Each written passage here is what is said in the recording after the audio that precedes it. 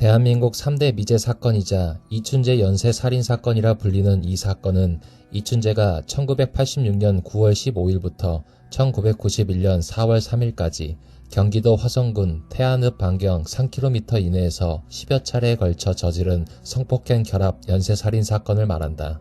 대한민국 역사상 최악의 연쇄살인사건으로 불리며 개구리 소년 실종살인사건, 이형호 유괴살인사건과 더불어 대한민국의 대표적인 영구 미제 사건이었다. 당시 현장 책임자 하승규는 범죄 행각에 어찌나 분노했는지 그때 범인 잡으면 재판까지 안 데리고 가려고 했다고 고백한 바 있다.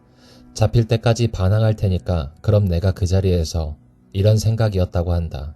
하지만 결국 범인을 잡지 못해 자신은 실패한 형사, 죄인, 패배자라며 자책감을 안고 살았다. 정년이 되기 전에 사표를 낸 것도 마지막 10차 사건 공소시효를 몇 달 앞두었기 때문이었다. 공소시효가 만료될 때마다 언론에서 찾아와 대서특필되곤 했는데 범인도 못 잡은 놈이 자꾸 신문에 나는 것도 망신스럽고 그때까지 월급 받고 있기도 민망해서였다고 스스로 밝혔다. 조선일보 2005년 10월 31일자에 그의 인터뷰 내용을 편지 형식으로 재구성해 실은 기사가 나온 바 있다. 그의 심정을 담은 부분을 인용하면 이렇다. 악마, 난 자네를 이렇게 부르네. 마음에 들진 모르지만 자네의 존재를 잊어버리지 않으려고 10여 년 전에 내가 붙인 이름이지. 한 명인지 두 명인지 아니면 그 이상이 될지도 모르지만 아무튼 자네 혹은 자네들을 만나려고 난 그간 무던히도 애를 써왔네. 자네 쪽에서는 그 반대였겠지만 말이야. 난 요즘 또다시 화성에서 일하네. 자네도 알는지 모르겠지만 작년 말 화성에서 귀가하던 여대생이 실종, 살해된 채 발견된 사건이 있었어. 그 사건이 여태 해결되지 않아 거기서 수사 지도를 하고 있네. 근데 말야, 참 질긴 악연이지. 여대생이 실종, 살해된 곳이 바로 그 동네야. 자네, 혹은 자네들이 귀한 생명들을 무참히 짓밟고 다니던 그 동네. 수사본부도 그때 그 파출소 자리에 있다네. 기분이 어떤가? 이제 자네를 잡아도 7차 사건까지는 죄를 물을 수 없네. 8차 사건 범인은 잡혔지만 9차 사건의 공소시효도 다음 달로 다가왔고 마지막 10차 사건은 내년 4월에 만료된다고 하네. 나도 내년 6월이 정년이야. 지난 21일이 현직에서 맞은 마지막 경찰의 날이었던 셈이지. 시효 만료에 담당 형사는 정년이라. 자네는 꼭 내 손으로 수갑을 채우려고 했는데 이제 그 수갑도 반납해야 해. 1, 2차 사건이 발생한 뒤, 그러니까 1986년 12월 당시 수원경찰서 형사계장으로 있을 때 화성사건 수사본부로 차출돼 갔으니 내년이면 정말 꼭 20년이구먼. 몇 달씩 집에도 안 들어가고 자네를 잡으려고 미친놈처럼 다녔어. 마누라와 애들 생일은 몰라도 자네가 저지른 범행 날짜와 시간, 형태는 아직도 줄줄 외우고 있네. 내 부하는 과로로 쓰러져 지금까지 반신불수로 있고 또 다른 부하들은 용의자를 무리하게 조사하다가 숨지게 하는 과오도 저질렀지. 나 역시 직위 해제가 됐었고 말이야. 그런 중에도 자네는 우리를 비웃기라도 하듯 유유히 추가 범행들을 저질러 갔어. 왜 그랬나? 자네도 아마 이제 중년이 됐겠지. 자넨 성격이 무척 내성적이고 사교성이 없는 사람인데 결혼은 했나? 아이들은 있어? 자네가 죽인 사람 가운데는 70세가 넘은 노파도 있었어. 어머니 생각은 안 나던가? 갓 결혼한 새댁도 있었고 꽃다운 20살 처녀와 앳된 여고생, 여중생도 있었어. 살려달라고 애원하지 않던가? 난 자네가 다녀간 곳에 나가 사체를 수습하며 분을 참을 수 없었어. 그러곤 자네를 잡으면 결코 법정에 세우지 않고 내 손으로 어떻게 하겠다고 다짐을 했지. 하지만 그러면 뭘 해? 난 결국 자네를 잡지 못했고 나를 바라보는 후배들이나 피해자 가족들에겐 평생 죄인으로 남게 됐네. 난 요즘도 꿈을 꾸네. 자네가 저지른 악마와 같은 범죄, 알몸으로 묶인 채 난행을 당한 우리 누이, 동생, 딸들, 그리곤 또 꿈을 꾸지. 내일 당장이라도 자네 같은 악마에게는 공소시효라는 것이 없어져 내가 나간 뒤라도 우리 후배들이 자네를 잡아들이는 꿈을. 그래, 난 이제 얼마 남지 않았어. 그렇지만 난 아직 화성에 있고 그만두는 날까진 자네를 찾아다닐 것이네. 그리고 그 망할 놈의 공소시효만 없다면 내가 없더라도 우리 후배들이 자네를 반드시 잡을 거야. 지금은 우리도 예전과 달라. 부디 나보다 먼저 죽지 말게. 우리 꼭 만나야지. 안 그런가? 수십 년 동안 범인이 밝혀지지 않은 미제 사건이라서 2019년 범인 이춘재가 특정되기 전까지는 화성 연쇄 살인 사건으로 불렸다. 10여 차례의 연쇄 살인 사건이 모두 당시의 화성군 일대에서 발생했기 때문이다. 범인은 논두렁, 수풀 등에 숨어 있다가 밤늦게 귀가하는 여성을 노려 성폭행 후 살해했다. 대부분의 살인에 스타킹, 브래지어, 양말 등 피해자의 소지품을 이용했다. 피해자는 모두 여성이었으며 젊은 층에 한정되지 않고 13살부터 71세까지 다양했고 사는 곳과 직업도 달라 연관이 없었다. 2019년 8월 9일 DNA 대조로 유력 용의자 이춘재가 특정되었고 2019년 9월 24일 조사에서 이춘재가 30여 년 만에 화성 연쇄살인 사건 범행을 자백했다. 이로써 대한민국 3대 미제 사건 중 제일 인지도가 높은 화성 연쇄 살인 사건은 결국 과학수사의 발전으로 미제 사건의 틀에서 벗어났다. 영구 미제 사건으로 생각되던 장기 미제 사건들이 해결되는 경우가 없지 않았지만 화성 연쇄 살인 사건은 대한민국의 미제 사건 중 가장 악명 높은 연쇄 살인 사건으로 수십 년에 걸친 노력 끝에 범인이 특정되었기 때문에 대한민국의 범죄사 교과서에 길이 남을 일이라고 볼 수 있다. 이른바 화성 연쇄살인 사건에 포함된 사건들은 공소시효가 2006년 4월 2일부로 모두 만료되었다. 또 이춘재가 추가로 자백한 살인 14건과 강간, 강도 등 9건은 이미 공소시효가 만료되었기 때문에 공소권 없음으로 처분되었다. 이로써 이춘재의 처벌은 영원히 불가능하게 되었다. 다만 범인 이춘재는 이미 청주 처제 살인 사건으로 무기징역을 선고받고 복역 중이므로 가석방 신청을 차단해서 사회에서 영구히 격리하는 것은 가능하다. 1986년 2월 8일 1차 사건. 화성시 태안읍 진안리에서 회사원 20살인 최모 씨를 강간 후 현금 1만원 갈취, 흉기로 위협하고 찌름, 장갑 착용, 상의 폴라로 재갈, 하의 단으로 결박 후 강간. 3월 20일 2차 사건. 태안읍 황계리에서 22살 정모 씨 강간, 흉기로 위협하고 찌름, 논 아래로 끌고 가 스타킹으로 결박 후 강간. 4월 3일 3차 사건. 황계리 인근 농록길을 걷던 27살 이모 씨, 현금 12만원 갈취 후 강간, 흉기로 위협하고 70m가량 끌고 감, 기저귀 천으로 결박 후 강간, 장갑 착용. 4월 25일 4차 사건. 개천뚝 병점 느티미 다리를 지나가던 중 식당 종업원 39살 하모 씨를 강간, 현금 1,500원 갈취, 흉기로 위협하고 찌름, 스타킹으로 결박하고 양말로 재갈, 팬티를 머리에 뒤집어 씌움. 5월 8일 5차 사건. 태안읍 진안리 입구 쌍무덤 묘소 앞을 지나던 가정주부 43살 박모 씨 2회 강간, 흉기로 위협, 치마 안단을 찢어 결박 후 강간, 이대 강간 후 돈이 없자 욕설을 하며 재차 강간. 5월 14일 6차 사건.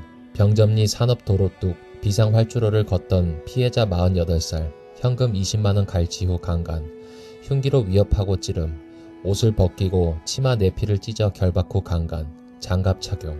7월 7차 사건.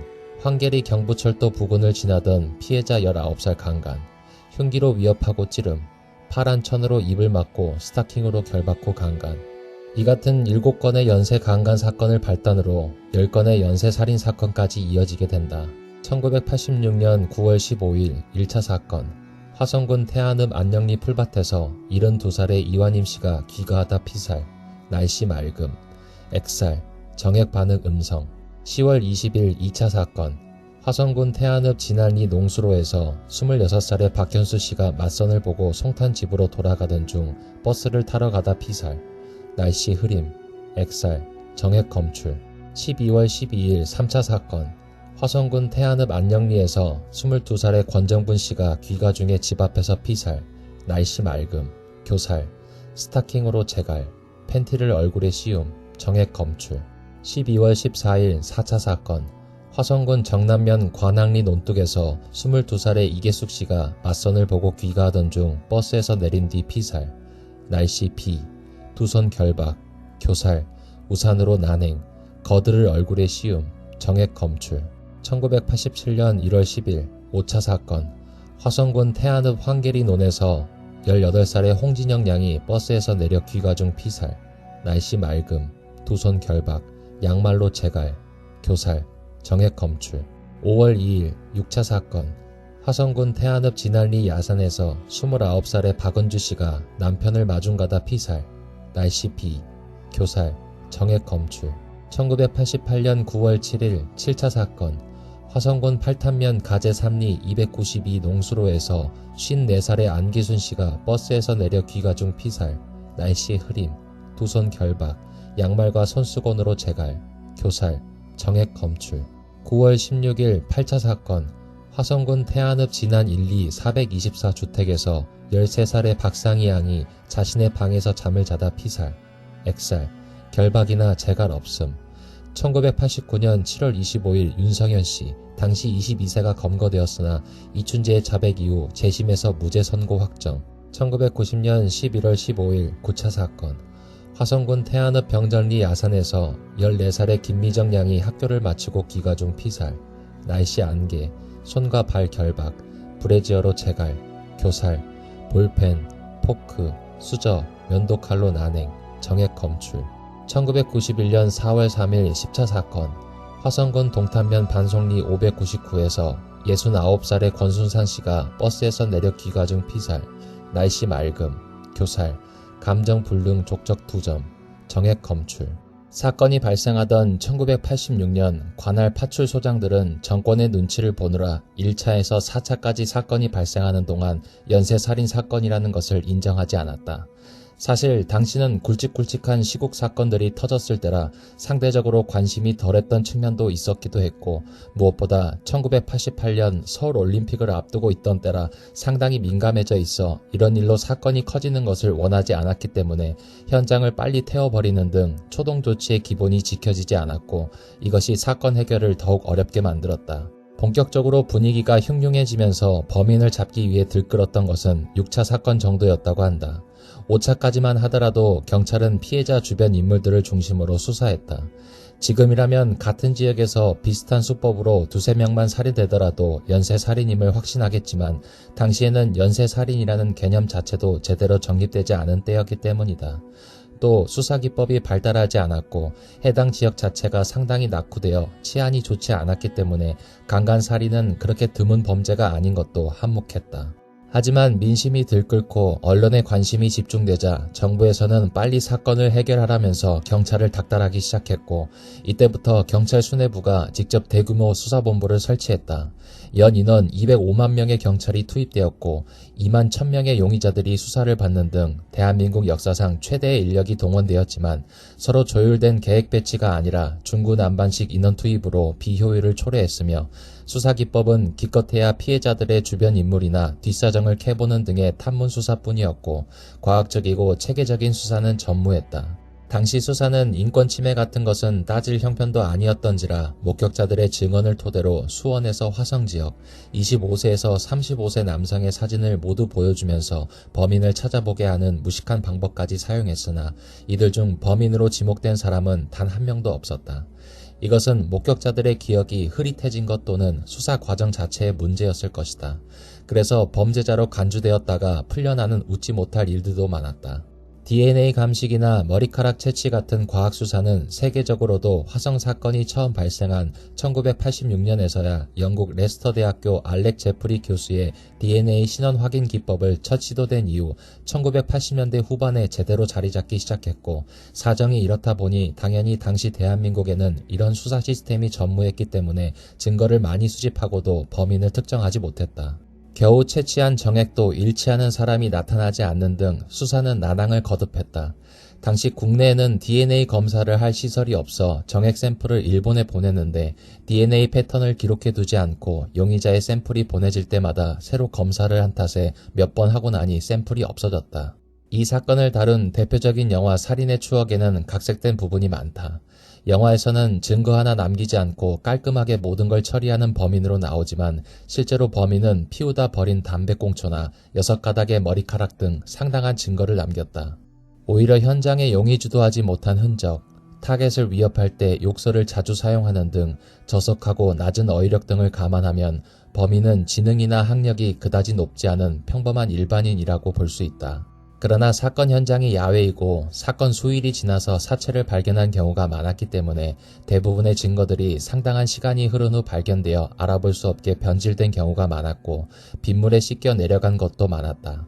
게다가 증거를 과학적으로 분석할 인력도, 장비도, 노하우도 부족했다. 영화에서는 비가 오는 날에만 살인을 저질렀다고 하지만 실제로 비가 오는 날에 발생한 사건은 2건 정도이다. 우리나라는 여름철에 강수량이 집중되는데 오히려 알려진 속설과 정반대로 실제 사건에서 범인 이춘재는 여름철 6월에서 8월에는 범행을 대체로 참다가 가을, 겨울, 봄에 거의 대부분의 범행을 저지르는 패턴이 있었다. 여름에 범행을 저지른 건 수십 건 중 한두 건 정도이다. 이 사건은 대표적인 미제 사건이었던지라 범인이 철저한 지능범이자 능력자처럼 오인되기도 했으나 범인 이춘재는 지능범과는 거리가 먼 단순 변태살인마였다. 시신 유기도 잠깐 덮어놓은 정도에 그쳤기에 금방 발견되었고 무엇보다 7차 사건 당시 범행을 저지른 후 온몸에 흙이 묻은 상태에서 텅텅 빈 버스를 홀로 타고 올 정도로 용의주도함과는 거리가 멀었다. 게다가 범행 후 최대한 눈에 띄지 않게 조심해야 하는 것이 범죄자의 상식인데 버스 엔진구에 흙발을 올리는 바람에 거친 욕까지 하면서 기사와 다투기도 했다. 그 외에 차 바닥에 침을 탁탁 뱉고 라이터까지 빌렸으며 범행 직후 홀로 탄 버스에서 버스 기사에게 마치 자신을 알아달라는 듯이 각인시키는 등 조심성이 전혀 없는 인물이었다. 결국 이 버스의 기사와 안내양에 의해 그동안 알려진 몽타주가 작성된다. 이춘재가 그간 안 잡힌 것은 사건 장소가 외딴 시골인데다가 피해자가 모두 살해당해 목격자가 없었기 때문이지 요즘 같은 시대였다면 첫 범행만에 잡혔을 것이다. 이 사건은 한국에 제대로 된 과학 수사 시스템이 자리 잡는 데 매우 큰 영향을 주었다. 그러나 여전히 범인은 잡지 못했고 결국 마지막 사건 공소시효가 2006년경에 만료되었다. 2000년 8월 8일 이후 살인사건에 대한 공소시효가 전면 백지화되긴 했으나 이 사건은 소급 적용하지 않는다. 공소시효 만료 직전인 2006년 검찰 내부 통신망에 피의자를 성명불상자로 기소하자는 의견이 올라왔었다고 한다. 이성윤 부부장 검사가 이런 제안을 했는데 피의자를 성명불상자로 재판에 넘기면 재판부가 소송 조건을 갖추지 못했다고 판결할 때까지 15년을 더 벌 수 있을 것이라는 판단에서였다고 한다. 김욱준 현 순천지청장도 용의자의 DNA가 확보되었기 때문에 동종 전과자와 DNA를 대조하면 진범을 잡을 수 있을 것이라면서 이 의견에 찬성했다고 한다. 하지만 특정되지 않은 피고인을 기소하는 것은 너무 무리한 일이고 법원에서 공소기각 판결을 내리면 원래의 의도와는 달리 무의미해진다는 검찰 내부의 반대로 결국 이 제안은 이루어지지 않았다. 화성 사건의 유력 용의자가 나타난 이후 김욱준 지청장은 지금이라도 이름과 주민등록번호로 피고인을 특정하는 현행 형사소송법을 개정해 DNA 등의 생체 정보로 피고인을 특정할 수 있도록 해야 한다고 주장하기도 했다. 앞서 몽타주가 작성된 시기는 7차 사건 때였다. 당시 한 20대 남성이 정류장이 아닌 곳에서 손을 흔들어 버스에 탔으며 비가 오지도 않았는데 바지 무릎 아랫부분과 신발이 흠뻑 젖어 있어 수상해 보였다고 증언했다. 버스 기사는 이 남자의 얼굴을 유심히 관찰했다. 이후 범행 현장에서 400m를 이동한 흔적이 발견됐고 그 흔적이 끝나는 장소가 당시 남성이 버스에 올라탄 장소와 동일했다는 사실이 밝혀졌다.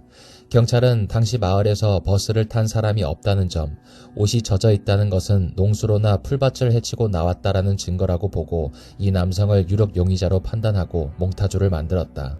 경찰은 목격자 진술에 의해 용의자가 20대 중반의 남성, 신장은 약 165에서 170cm 정도의 호리호리한 체형에 손이 매우 부드럽고 우측 소지에 봉숭아 물을 들였으며 혈액형은 B형이라고 추정했다. 진범인 이춘재는 1963년생이고 2019년 기준 56세로 1988년 첫 살인 범행 당시 25세, 마지막 범행을 일으켰을 당시 28세였으므로 경찰의 추리가 들어맞았다. 이춘재의 실제 체격은 키 173cm, 체중 71kg으로 경찰의 추리보다는 큰 체격이었다. 단 이것은 50 중반이 넘었던 이춘재가 나이살을 먹고 펑퍼짐해진 것으로 그의 고등학교 앨범 사진을 보면 호리호리해 보이는 것은 사실이다. 그리고 평소 구부정한 모습이라고 적혀 있는데 이것 때문에 실제 키보다 작게 보였을 것이다. 그리고 실제 이춘재는 B형이 아닌 O형이며 사건 담당 형사는 인터뷰에서 수사팀이 범인을 B형으로 확정했다는 말을 한 적이 없다고 부인했다. 이후 MBC 실화탐사대에서 처음으로 이춘재 얼굴이 공개되었는데 비교적 유사한 얼굴이다. 수감되었던 부산교도소에서도 이춘재의 얼굴이 몽타주와 닮았다며 혹시 화성 연쇄살인범 아니냐는 소문이 돌기도 했다고 한다. 용의자의 친모 역시 인터뷰에서 자신의 아들과 많이 닮았다고 이야기했다. 그런데 이춘재의 모친의 주장에 따르면 자신은 이 몽타주를 처음 본 것은 물론 당시 마을 어디에도 이런 수배 전단이 돌아다니는 걸 본 적이 없으며 마을에 경찰이 왔다는 소식은 들었으나 자신의 집에는 단 한 번도 온 적이 없다고 한다. 경찰 발표에 따르면 이춘재는 과거 경찰 조사를 3번이나 받은 적이 있어 의문이 드는 부분이다. 이후 경찰은 안내양 엄모 씨를 상대로 법체면 조사를 실시했고 당시와 비슷한 증언을 얻어냈다. 당시 경찰은 이를 통해 새로 몽타주를 그릴 계획이라고 밝혔다. 안타깝게도 같은 목격자였던 버스기사 강 씨는 몇 년 전 암으로 사망했다고 한다. 2019년 9월 18일 진범으로 추정되는 용의자가 확인되었다. 원래 9월 19일 오전 9시 30분에 경기 남부지방경찰청 자체 브리핑에서 발표될 예정이었으나 채널A가 방송상으로 특정 보도했고 이후 다른 언론사들도 일제히 보도하면서 밝혀지게 되었다. 이에 대해 채널A가 엠바고를 어기고 하루 일찍 보도를 했다는 소문이 돌았으나 KBS 박대기 기자의 트윗에 따르면 보도에 엠바고는 없었다고 한다. 2019년 7월 15일 새로 개발된 잔사 DNA 증폭 및 복원 기술로 사건 현장에 남겨진 증거품에서 새로운 DNA를 뽑아냈었고 그걸 토대로 교도소 수감자들의 DNA 데이터베이스와 대조하는 중 이춘재와 일치 판정이 떴다. 용의자로 지목된 이춘재는 1994년 청주 처제 살인사건으로 이듬해 무기징역을 선고받고 20년 이상 부산교도소에서 복역하는 무기징역수였다. 그간 경찰은 지난 2년간 들어온 수십 건의 첩보를 바탕으로 7월 이춘재를 특정하고 2달간 진범인지의 여부를 조사해왔다고 한다. SBS의 추가 취재에 의하면 경찰이 국가수에 의뢰한 1990년 9차 사건 증거물에서 나온 DNA가 이춘재의 것으로 확인되자 경찰이 추가로 감정을 의뢰했고 1987년 5차, 1988년 7차 사건 증거물에서 나온 DNA도 이춘재의 것과 일치한다는 결과를 받았다고 한다. 이후 경찰은 9월 19일에 2차, 3차, 4차 사건의 증거물도 국가수에 의뢰했다.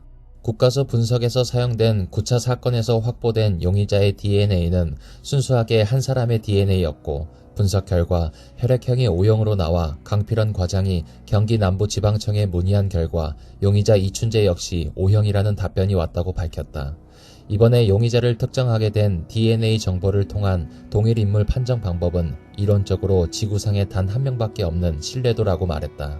연합뉴스와의 인터뷰에서는 이제야 용의자를 특정하게 된 건 수영자 DNA 데이터베이스가 2010년에 만들어졌기 때문이며 이전에는 DNA 대조가 불가능했다고 말했다.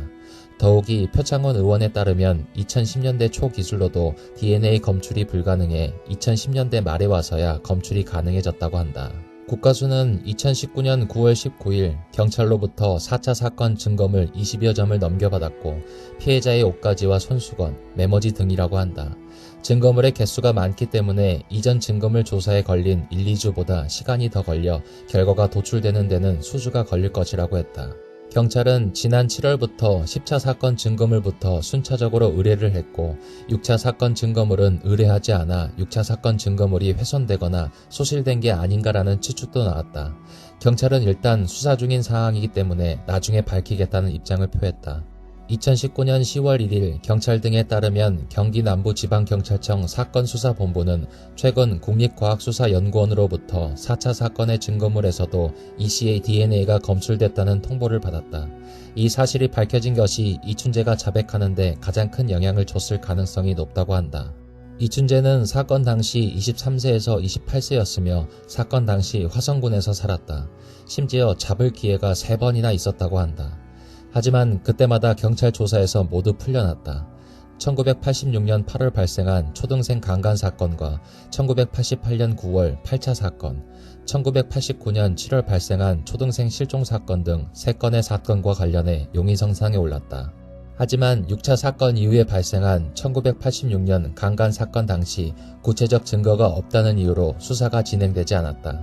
하지만 1988년 8차 사건 때는 경찰이 이춘재의 음모를 수거해 국가수에 감정 의뢰까지 했지만 현장 음모와 혈액형 및 형태적 소견이 상이하다는 결과를 통보받고 또다시 수사를 접었다.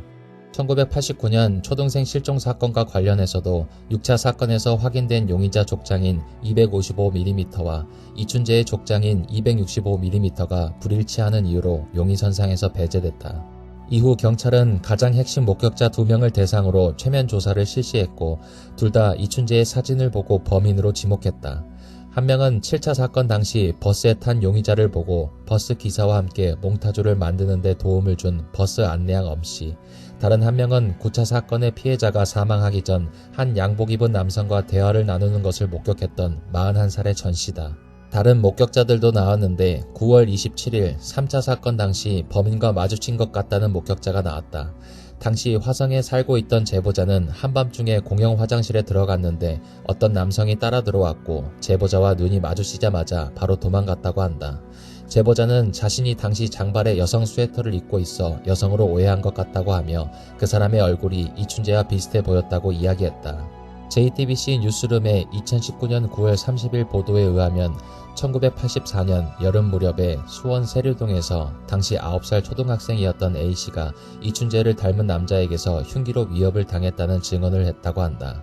당시 A씨는 집 앞 골목에서 놀고 있었고 칼을 든 남성이 갑자기 달려들었고 어른에게 말하지 않겠다고 하니 풀어졌다는 것이다. 이후 A씨는 화성 연쇄살인사건 몽타주를 보고 소스라치게 놀랐다고 한다. 자신을 위협한 남성이 몽타주와 닮았다는 것. 당시 A씨의 기억 속 남자와 몽타주 속 남성의 유일한 차이점은 짧은 머리였다고 한다. 물론 30년도 전의 일이라 기억의 정확성에 의문이 제기될 수도 있지만 이 증언을 가볍게 무시하기 힘든 것이 바로 이 사건이 일어난 장소이다. 여고생이 살해된 화서역 인근, 야간 자율학습을 마치고 귀가하던 여고생이 잔혹하게 살해된 오목천동, 그리고 이 사건이 일어난 세류동은 모두 수원역을 중심으로 한 반경 안에 위치해 있기 때문이다. 다만 이춘재는 1984년 당시 군복무에 있었기에 가능성이 낮기는 하다. 휴가 중 나와서 그랬을 가능성도 배제할 수는 없었다. 이춘재는 용의자 특정 이후 이어진 8차 조사까지 범행을 완강히 부인했으나 2019년 10월 1일 처음으로 범행 내용을 자백했다. 화성살인 포함 14건 모두 내가 저질렀다. 초기 발표는 모방 범죄인 8차 사건을 제외한 모든 사건을 저질렀다고 자백했으며 이 외에도 5건의 추가 범죄에 대해서도 자백했다고 되었으나 실제로는 8차 사건을 포함해서 모든 사건을 자신이 저질렀다고 자백했으며 그럼에도 경찰이 임의로 8차 사건을 제외하고 자백했다고 발표한 것에는 경찰의 모종의 의도가 작용했다고 보인다. 경찰은 이춘재가 특정된 18일 이후 매일같이 대면 조사를 진행했다. 전국에서 선정한 베테랑 프로파일러 9명이 10차례 조사를 실시하면서 심리적 방어감을 허무는 동시에 DNA 등의 증거물로 계속 압박 수사를 진행했다. 이때 동원된 프로파일러 중에는 연쇄살인마 강호순에게 자백은 물론 여죄까지 끌어내는데 큰 공헌을 세웠던 공은경 경위, 정남규 사건 당시 고도의 프로파일링 기술로 자백을 이끌어낸 권희룡 프로파일러 등이 있었다고 한다. 프로파일링이 얼마나 중요한지 보여주는 또 하나의 예시가 나온 셈이다. 이춘재는 자백 직전 여성 프로파일러의 손을 뚫어져라 쳐다보더니 손이 참 이쁘시네요 라고 말했다고 한다. 이어 손 좀 잡아봐도 되느냐고 물었고 프로파일러는 조사가 마무리되면 악수나 하자고 응대했다.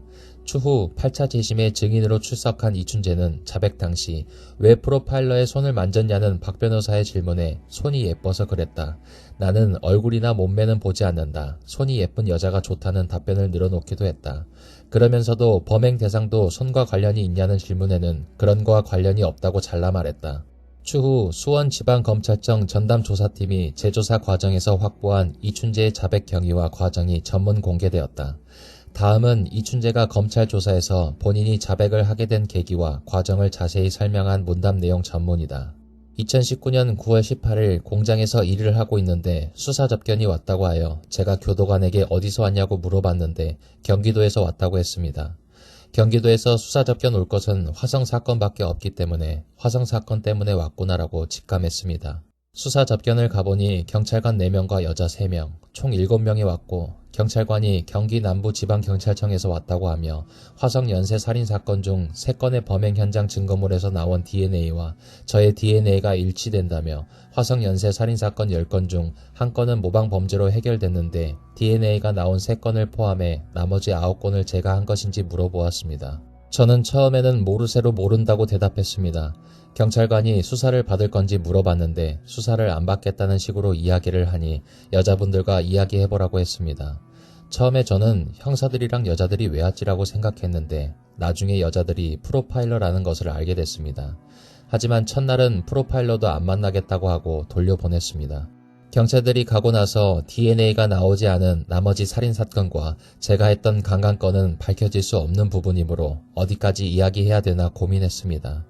DNA 가져온 것만 이번에 자백하면 경찰들이 나머지 사건도 저를 의심하는 상황에서 나머지 사건도 추후 DNA를 검출해 가지고 오게 될 텐데 우선은 DNA 나온 것만 인정하고 나중에 다른 사건에서 DNA가 나오면 그때 인정해서 형사들을 골탕 먹일까 하는 생각도 없지 않아 있었습니다. 담당 형사, 피해자, 검사도 걸려있는 사건이고 제가 했다고 말하더라도 말 한마디로 30년 전 사건이 손바닥 뒤집듯이 쉽게 바뀌는 게 아니라고 생각했습니다. 또 미제 사건 같은 경우 증거물을 남겨뒀을 텐데 해결된 사건은 증거물이 없을 수도 있기 때문에 저의 기억의 차이가 있을 수도 있고 기억도 한계가 있으므로 저의 말만으로 안 바뀔 수 있다고 생각했습니다. 제가 오픈을 하는 과정에서 결과가 바뀌지 않으면 아닌 걸 제가 맞다고 한 것밖에 안 된다는 부분도 생각했고 전부 이야기하지 않으면 결국 모방범죄 한 건은 제 입장에서는 해결이 안 되고 평생 끌고 가야 하게 되는 것이기 때문에 의미가 없다고 생각했습니다. DNA가 얼렁뚱땅 넘어가는 것도 아니고 99.9% 확실한 건데 제가 DNA가 나온 사건에 대해 부인한다고 하더라도 제 범행은 맞기 때문에 당시 생각은 제가 했던 14건 범행 중 어디까지 진술해야 하는지가 고민이었습니다. 다음날 경찰관이 왔고 처음에 어떤 범행에서 DNA가 나온 것인지도 모르는 상황이었고 어떻게 조사가 진행되는지도 궁금해서 일단은 조사를 받겠다고 동의했습니다. 경찰관이 국가수에서 온 자료를 보여주며 3건의 범행 현장에서 저의 DNA가 나왔다고 했고 3건이 제가 한 게 아니냐고 물어봤는데 이때도 처음에는 제가 부인했습니다. 그래서 조사가 2시간 정도에 끝나고 형사들의 조사는 마무리됐는데 조사가 끝나고 형사들이 여자분들 만나서 얘기 좀 해보라고 했습니다. 제가 처음에는 여자들하고 만나서 무슨 얘기를 하냐고 했는데 계속 권유하여 여자들하고 이야기를 하게 됐습니다. 이후 형사들은 나가고 여자 3명과 대화했는데 형사들하고 다르게 사건에 대해서 직접적으로 물어보지 않고 분위기 자체가 달랐고 좋은 이야기도 해주어 저의 마음이 조금 풀리고 안정됐습니다. 이후 1시간 정도 대화하다가 그 다음날 다시 오라고 했습니다. 그 다음날 점심 이후 여자 3명이 먼저 들어오고 형사들이 들어가도 되냐고 해서 형사들은 제가 못 들어오게 하고 여자 3명과 이야기를 했습니다. 프로파일러들과 이야기를 계속하면서 예전 저의 어렸을 때부터 성장 과정, 고등학교를 떨어진 얘기, 저의 막내가 어렸을 때 물에 빠져 죽었던 이야기도 하면서 오후 4시간 동안 내내 저의 성장 과정에 대한 이야기를 했고 저에 대해 위로도 해주어 저의 마음이 돌아서는 결정적인 계기가 됐습니다. DNA 나온 부분만 인정한다고 해서 제가 괜찮은 놈이 되는 것도 아니고 다 털고 가는 게 낫겠다 싶어 이거나 저거나 죽일 놈 되는 건 똑같다고 생각해 제가 범한 범행 전부를 말하기로 결심했습니다. 제가 전부 다 말하기로 결심하고 여자 3명에게 종이와 펜을 달라고 해서 살인 12 플러스 2, 강간 19, 미수 15이라 쓰고 프로파일러들에게 전달했습니다. 제가 메모한 내용을 여자들에게 건네자 처음엔 여자들이 많이 놀랐습니다. 제가 9건에 대해서만 인정해야 하는데 12건에 2건까지 더해서 얼마나 놀랐겠습니까? 여자들에게 모방범죄로 인정된 화성 연쇄살인 8차 사건도 내가 한 거다라고 하면서 모방범죄라고 돼 있는데 아닌 걸로 밝혀지면 경찰들이 곤란한 거 아니냐고 물어보고 제가 곤란하면 안 할 수도 있다고 얘기했는데 저 앞에 있던 여자 공은경 팀장님이 그런 것은 상관없고 진실을 이야기하는 것이 중요한 것이고 이춘재 씨가 한 게 맞다면 그것을 이야기한 게 맞다고 말했습니다.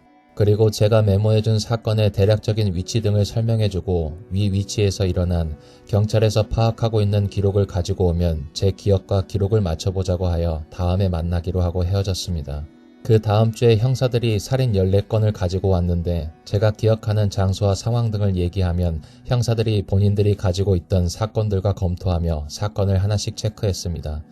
당시 형사들이 가지고 있던 사건 기록은 절대 안 보여줬습니다. 제가 하도 기억이 안 나고 자꾸 물어봐서 물어보지만 말고 보여달라고 말한 적도 있는데 절대 안 보여줬습니다. 형사들이 보여줄 수 없다고 했습니다.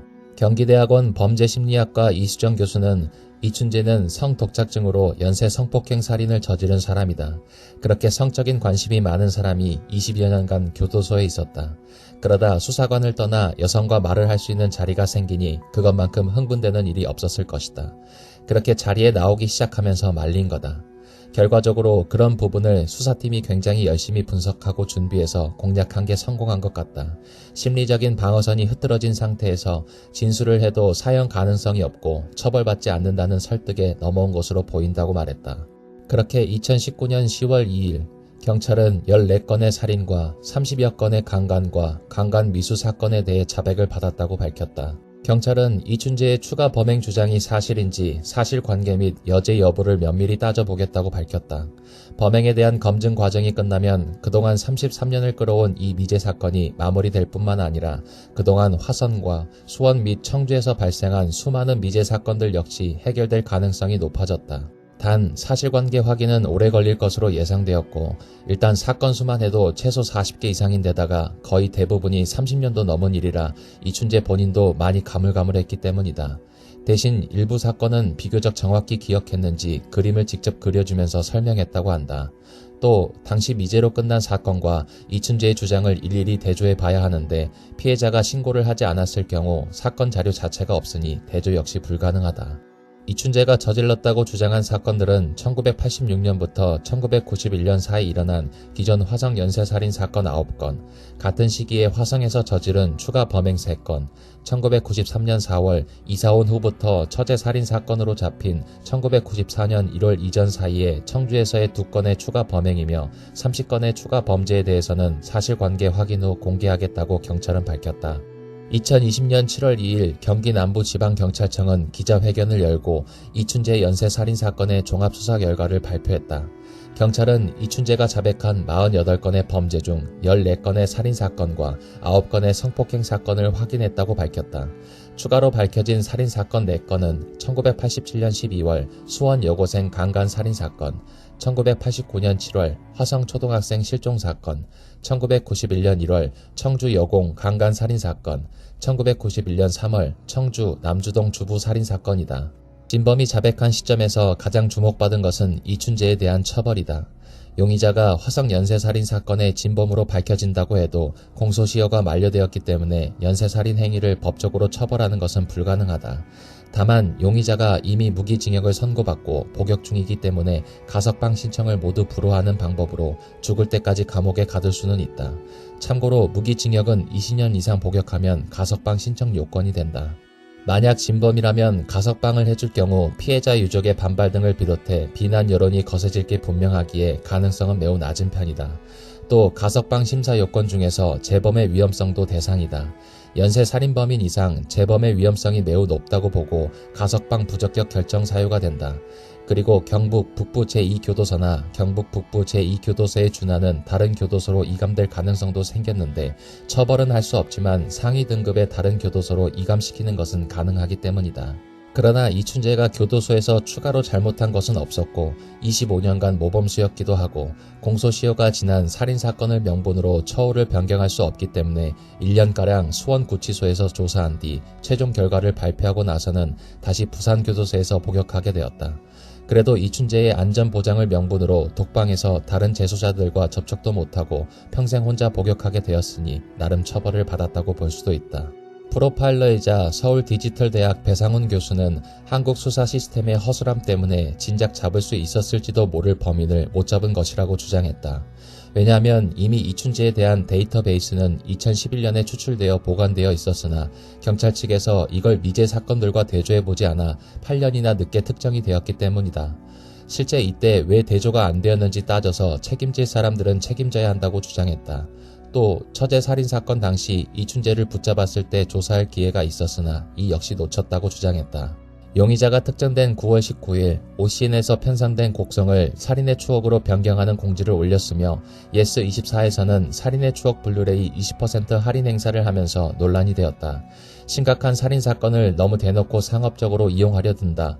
피해자 유가족들의 마음을 생각하지 않는다는 비판이 나온 반면 영화는 당시도 인정됐듯이 잘 만든 내용에 유가족들도 우호적이었고 영화 편성을 통해 사건에 더 관심을 가지게 되면 좋은 거 아니냐는 옹호 의견도 나왔다. 이후 OCN 측은 사회적 환기를 위한 편성이라고 해명했고 예스24 측은 특가 문구를 내렸다. 한편 노컷뉴스에선 1990년 9차 범행 당시 범인의 정액을 통해 밝혀낸 용의자의 혈액형은 B형, 하지만 경찰이 용의자로 지목한 이춘재의 혈액형은 O형이고 1994년 청주 처제 살인사건 당시 판결문에 따르면 A형인 피해자 처제의 질 속에서 발견된 정액의 혈액형은 A형이기에 범인은 A형 혹은 O형이어야 하는데 용의자 이춘재의 혈액형이 O형이기에 배치되지 않는다고 판단했고 9차 범행 범인과 용의자 이춘재의 혈액형이 맞지 않는다는 내용의 기사를 냈다. 다만 DNA는 일치했고 혈액형이 다른 건 극히 드문 경우이고 당시에는 혈액형 검사 수준도 굉장히 열악해서 잘못 판정된 경우가 흔했다. 때문에 옛날에 기재된 자료에 오류가 있었을 가능성이 높다. 실제로 논란이 일자 경찰 관계자의 언급으로 당시 수사에서 확실히 B형이라고 결론 지을 만한 근거가 있었던 것은 아니고 단순히 B형이라고 추정한 정도였을 거라는 기사도 나왔다. 용의자의 DNA 분석 작업을 한 강필원 국과수 법유전자 과장은 JTBC와의 인터뷰에서 당시 용의자의 혈액형이 B형으로 알려진 건 혈액이나 DNA에서 직접적으로 밝혀낸 게 아니라 유료물을 통해 간접적으로 확인된 것이라고 말했다. 즉 용의자의 것으로 추정되는 인체 분비물에 이물질이 유입됐거나 용의자와 피해자의 인체 분비물이 섞였을 수도 있고 그런 경우에는 양적 비율에 따라 혈액형이 원래와 다르게 나타날 수도 있다는 것이다. 또한 당시 수사팀장도 당시의 혈액형을 밝힌 적이 없으며 왜 B형이라고 알려졌는지 모르겠다고 발언했다.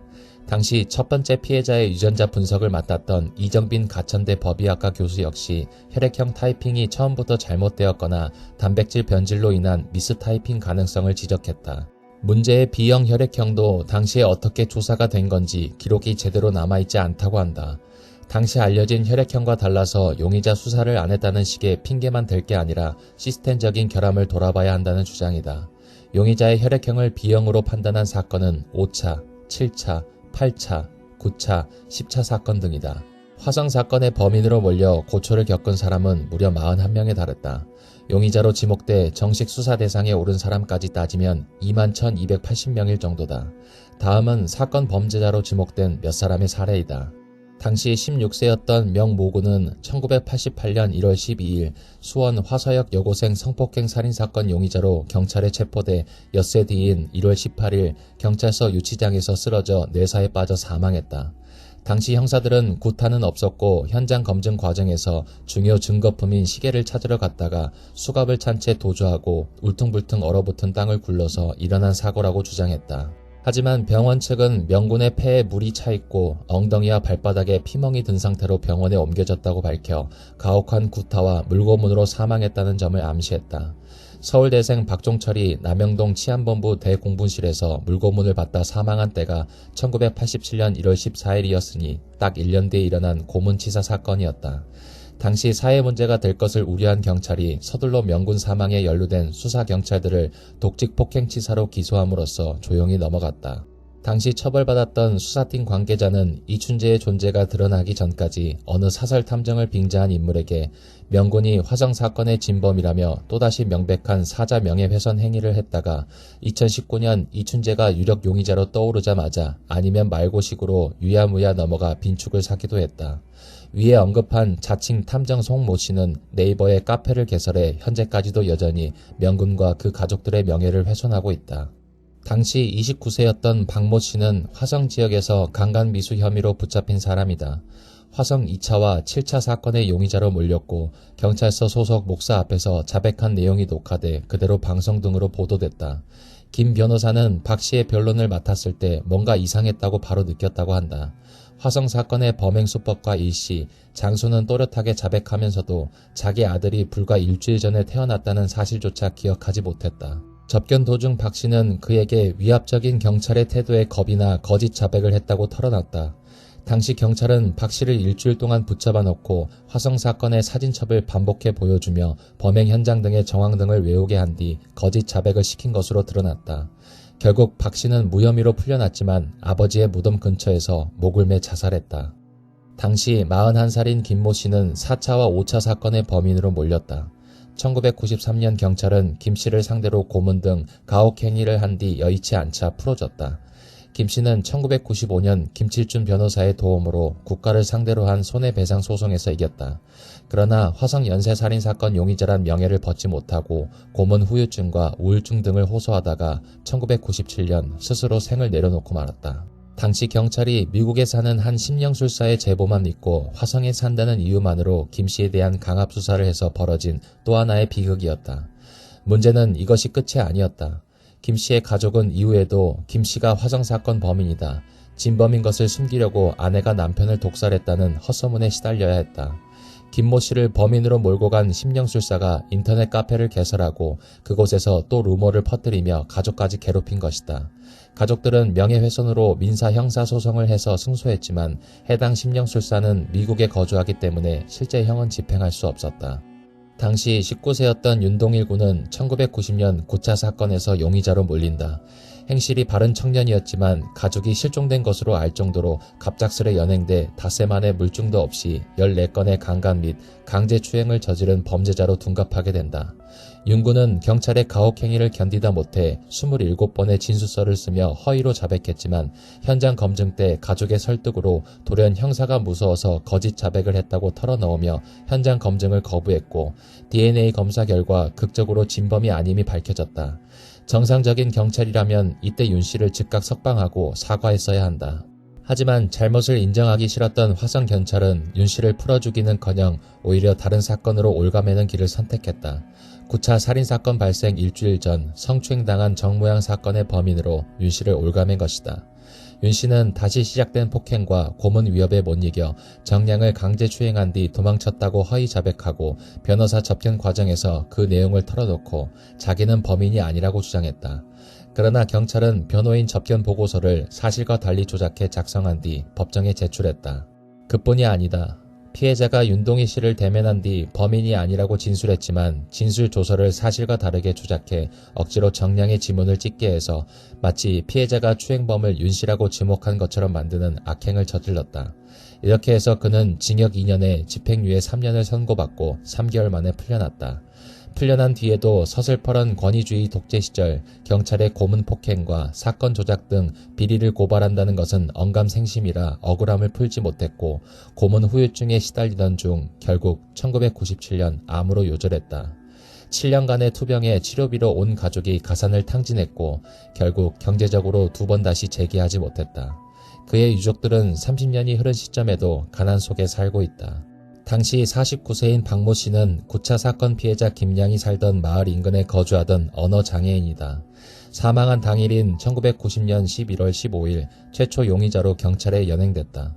언어장애인인 그는 범행을 자백하라고 강요당하며 며칠 동안 고초를 겪다가 국가수 혈흔 감정이 나오고 나서야 풀려났다. 당시 17세인 이모군은 1990년 11월 17일 서울 구로공단에서 과도를 호주머니에 놓고 돌아다니던 중 경찰 불심 검문에 걸려 강도 예비 혐의로 유치장에 구금됐다. 경찰은 이군의 주거지가 화성으로 나오자 그를 화성경찰서로 인계했다. 수사본부에서는 청바지 안에서 여자 머리카락 한 가닥과 소립 등이 나왔다는 이유로 이군을 화성 연쇄살인사건 범인으로 몰아붙이며 강도 높게 조사했다. 당시 19세인 강상규 씨는 1990년 11월 20일 경찰에 연행돼 9차 사건 범인으로 추궁당했다. 경찰은 강 씨에게 잠 안 재우기 고문을 하면서 피해자를 왜 죽였느냐, 네가 죽인 걸 본 사람이 많다, 순순히 불어라 라고 추궁했다. 강 씨가 부인하자 경찰은 그의 얼굴을 주먹으로 마구 내리쳐 전치 3주의 부상을 입혔다. 당시 38세인 차모 씨는 태안읍 능 1리의 가구 공장 노동자로 1990년 11월 27일에는 수사본부에 연행돼 자백을 강요당했다. 혹독한 고초를 당한 뒤 경찰에서 풀려난 차 씨는 누군가 나를 죽이려고 경찰에 고발했다. 나는 억울하다라고 외치며 맨발로 동네를 뛰어다니기도 했다. 결국 같은 해 12월 18일 병점역 근처 철길에서 부산발 서울행 새마을호 열차에 뛰어들어 목숨을 끊었다. 당시 33살인 박모 씨는 태안읍 진안리 공장 노동자로 12월 16일 수사본부에 연행돼 이틀 동안 폭행과 잠 안 재우기 고문에 시달리며 9차 사건에 대해 추궁을 받았다. 경찰은 너는 여중생 살인범이다. 거짓말 탐지기로 네가 범인이라는 것이 밝혀졌다라며 자백을 강요했다. 그 과정에서 두 눈을 테이프로 감은 뒤 젊은 여성을 동원해 저 사람이 범인이다라고 지적하게 한 뒤 자백을 강요하고 음모를 채취했다.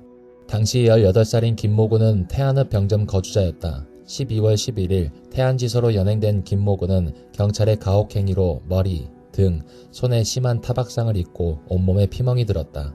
어머니의 항의로 풀려난 뒤 병원 치료를 받았다. 이때 경찰에서 찾아와 치료비로 쓰라며 3만 원을 주고 갔다. 어머니는 아들이 당한 고문 흔적을 사진으로 찍고 경기도 경찰청에 진상조사를 요구했다. 경기도 경찰청은 김군을 연행한 화성경찰서 김아무개 경위, 유아무개 경사, 유아무개 경장을 불러 가혹행위 여부를 조사하지만 경기도 경찰청은 조사 경찰관들이 김군의 뺨을 서너 대 때린 것뿐이라며 고문과 가혹행위를 축소했다. 당시 41살인 김모 씨는 1993년 8월 3일 흉기로 자신의 배를 찔러 스스로 목숨을 끊으려다 동수원 병원으로 옮겨졌고 중태에 빠졌다. 1986년부터 1992년까지 수차례에 걸쳐 화성 연쇄 살인사건 용의자로 화성경찰서 수사본부에 연행돼 조사를 받는 처지가 되어 가정이 파탄날 지경에 몰리자 자살 시도를 한 것으로 밝혀졌다. 당시 22살인 윤성현 씨는 이 사건의 용의자로 지목된 사람 중 최대의 피해자이다. 수사 단계에서 풀려나거나 재판에서 무죄를 선고받은 사람들도 엄청나게 고생하기는 마찬가지였지만 윤성현 씨는 최종적으로 유죄 판결을 받고 무려 20년을 감옥에서 살아야 했다.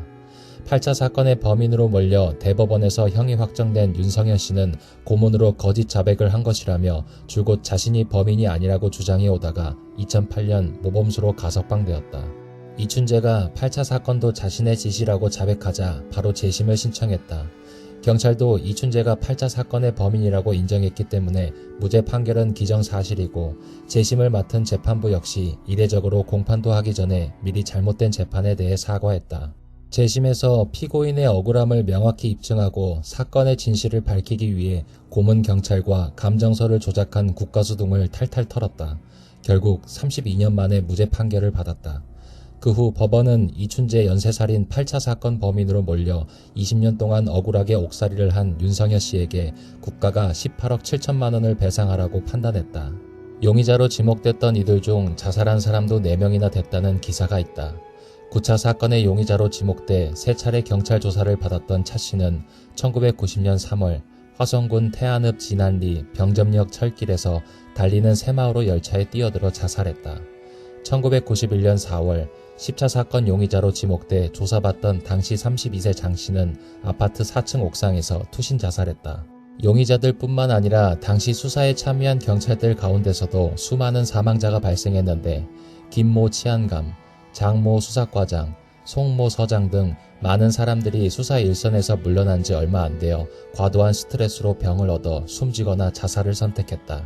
최모 순경은 1999년 교통사고로 사망했는데 다만 이 사람은 8차 사건 무마와 억울한 사람 누명 씌우기에 결정적인 역할을 한 가해 형사였고 생사람 잡은 대가로 특진까지 한 뒤 10여 년간 부귀영화를 누리며 평안히 살다 간지라 그다지 동정의 여지가 없다. 8차 사건의 용의선상에 오른 당시 16살인 강모 씨는 그저 피해자의 언니와 같은 학교를 다녔다는 이유만으로 경찰서에서 진술해야 했다고 한다.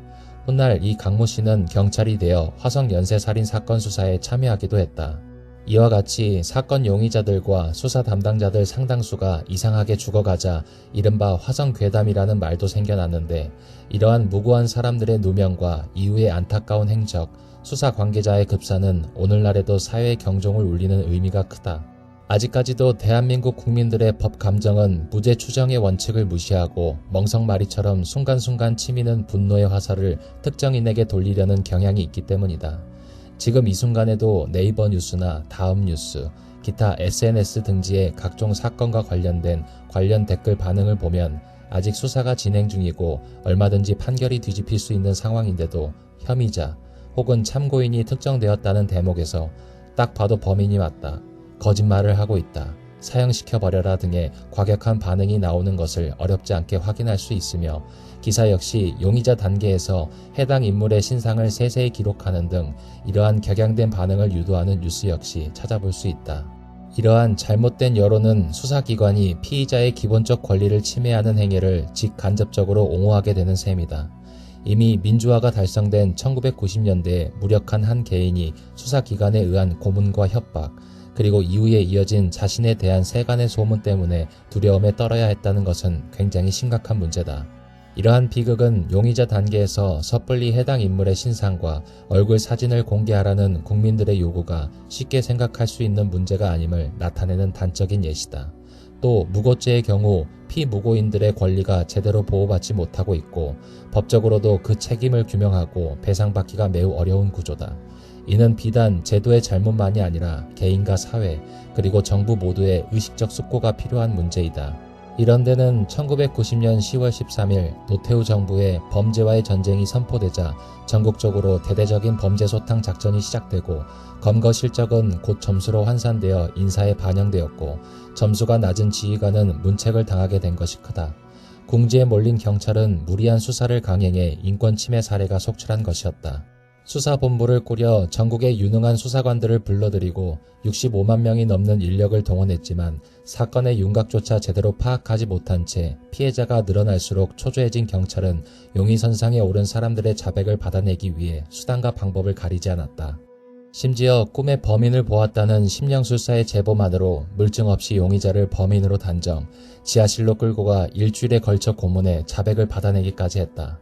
범인을 어떻게든 검거해야만 했던 야만 시대의 수사에 인권은 없었다. 진범 이춘재가 드러나면서 연쇄살인 사건이 다시 한번 세간의 주목을 받고 동시에 당시 경찰의 민낯과 악행도 자세히 조명되어 경찰은 34년 만에 마침내 1년의 장기 미제 사건이 해결되었음에도 자랑스러워하기보다는 고개를 들지도 못할 수밖에 없었다. 2020년 7월 2일 배용주 경기남부지방경찰청장은 최종 수사 결과를 발표하며 범인으로 몰려 20년간 억울한 옥살이를 한 윤모 씨와 그의 가족, 경찰의 무리한 수사로 인해 피해를 입으신 모든 분들께 이 자리를 빌어서 머리 숙여 사죄드린다. 이춘재를 수사 대상자로 선정해 수사하였음에도 혐의를 입증하지 못하면서 조기에 이춘재를 검거하지 못해 많은 희생자가 나오게 된 건 경찰의 큰 과오였고 깊이 반성하며 사죄드린다. 라면서 당시 허술한 수사 방식과 폭행, 가혹행위로 인한 허위 자백, 허위 진술서 작성 강요, 조서 작성에 참여하지 않은 참고인을 참여한 것처럼 허위의 공문서를 작성한 사실 등 위법 사실에 대해 공식 사과했다. 사죄라는 말을 3번 했고 90도로 고개를 숙인 게 2번이었다. 수사당국의 이러한 위법 인정은 이례적인 일인데 그만큼 도저히 변명의 여지가 없는 잘못이기도 했다. 하지만 여전히 경찰은 비난을 피할 수가 없었다. 과거의 잘못 때문에 이미지가 안 좋아졌다는 정도가 아니다. 고문이 없어진 것만 빼면 지금의 경찰이 과거 경찰과 달라진 게 대체 무엇인지 의문인 모습들을 스스로 보였기 때문이다. 과거 경찰이 저지른 잘못들을 밝히기는 했으나 거기까지였고 제 식구 감싸기와 흑역사 덮기에 급급한 모습을 감추지 못했다. 고문 폭행 조작에 가담한 경찰관 다수가 공소시효를 핑계로 수사기관에 출석하지 않자 경찰은 수사를 더 이상 추진하지 않았고 피해자들이 사건 수사를 받을 당시에 관련 서류를 열람, 등사 신청에도 대부분 거절당했다. 경찰이 시신 암매장을 저지른 사건조차 유고를 은폐한 경찰관들이 공소시효를 이유로 조사에 응하지 않자 형식적인 조사만 거쳐 사체 은닉 및 증거인멸 혐의로 이들을 입건했지만 이 또한 공소시효가 만료되어 공소권 없음으로 끝이 났다. 특히 경찰 때문에 살인이 실종으로 은폐되고 끝내 시신 없는 살인사건이 되어버린 끔찍한 사건에서조차 유족이 낸 소송에서 국가에 의한 조직적 인권침해로 볼 수 없다. 청구권 소멸시효가 이미 지났다 운운하며 어떻게든 책임을 인정하지 않으려고 기를 쓰고 억지 주장을 하는 모습을 보고 분노하지 않을 사람은 없었다. 결국 피해자들은 진실, 화해를 위한 과거사 정리위원회에 진정을 넣었다. 진하위는 출석 또는 동행을 요구할 권한을 갖고 있다. 경찰이 내놓지 않으려는 수사 자료에 대해 제출을 요구하는 권한도 행사할 수 있다. 이 같은 강제 조사권을 발동해서 무고한 시민을 상대로 야만적 국가폭력을 자행한 경찰관들에 대한 철저한 조사를 벌여달라는 것이 피해자들의 요구다. 그리고 2022년 12월 진실화해인은 경찰의 수사 과정에서 피해자들에 대한 불법 체포, 가혹행위, 자백 강요, 증거 조작 및 은폐 등 불법 행위가 있었다는 점을 확인했다고 밝혔다. 경찰의 짜맞추기식 수사는 수사 초기 단계부터 시작된 것이었다.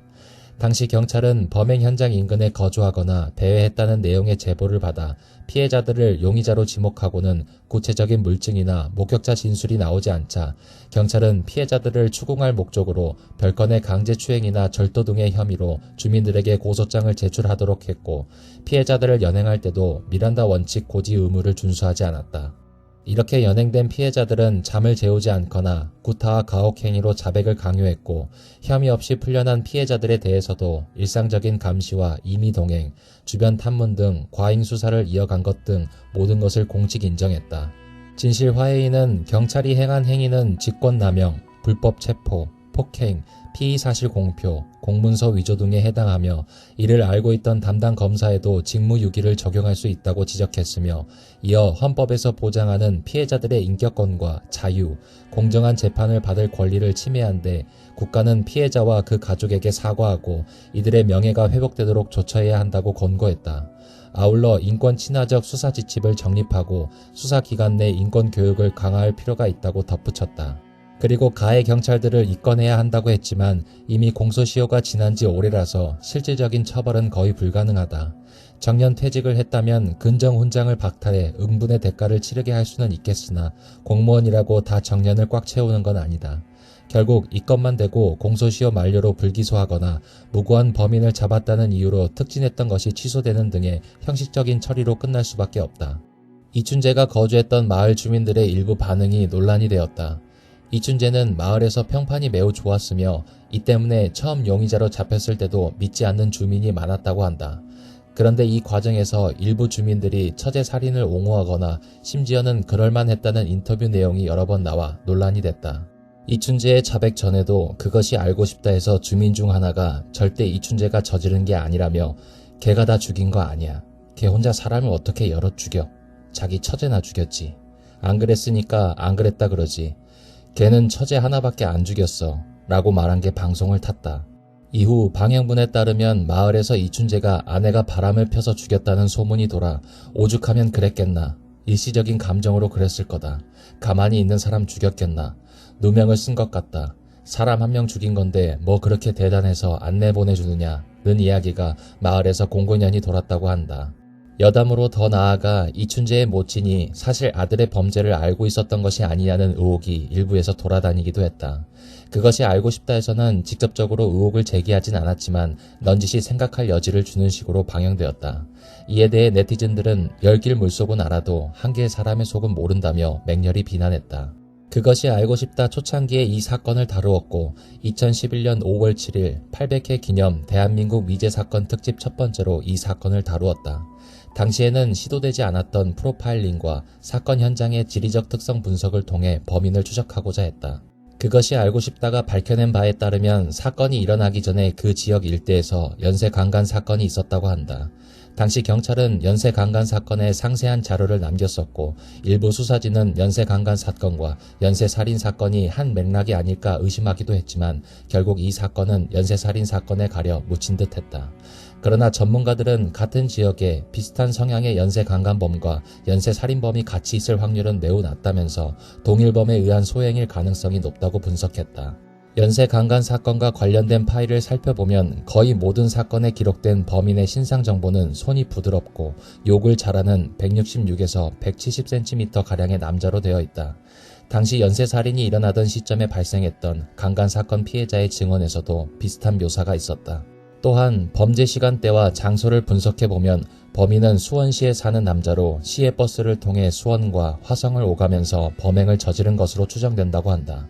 TV조선 보도에 의하면 범인이 이용한 시외버스는 수원에서 화성시 정남면을 오가던 수원 여객 25번 시내버스로 노선 선형이 범행 지역과 동선이 어느 정도 일치한다. 실제 7차 사건 때 화성에서 수원으로 가는 막차를 젊은 남자가 불러세웠다. 이때가 유일하게 범인으로 추정되는 인물이 목격된 시점이다.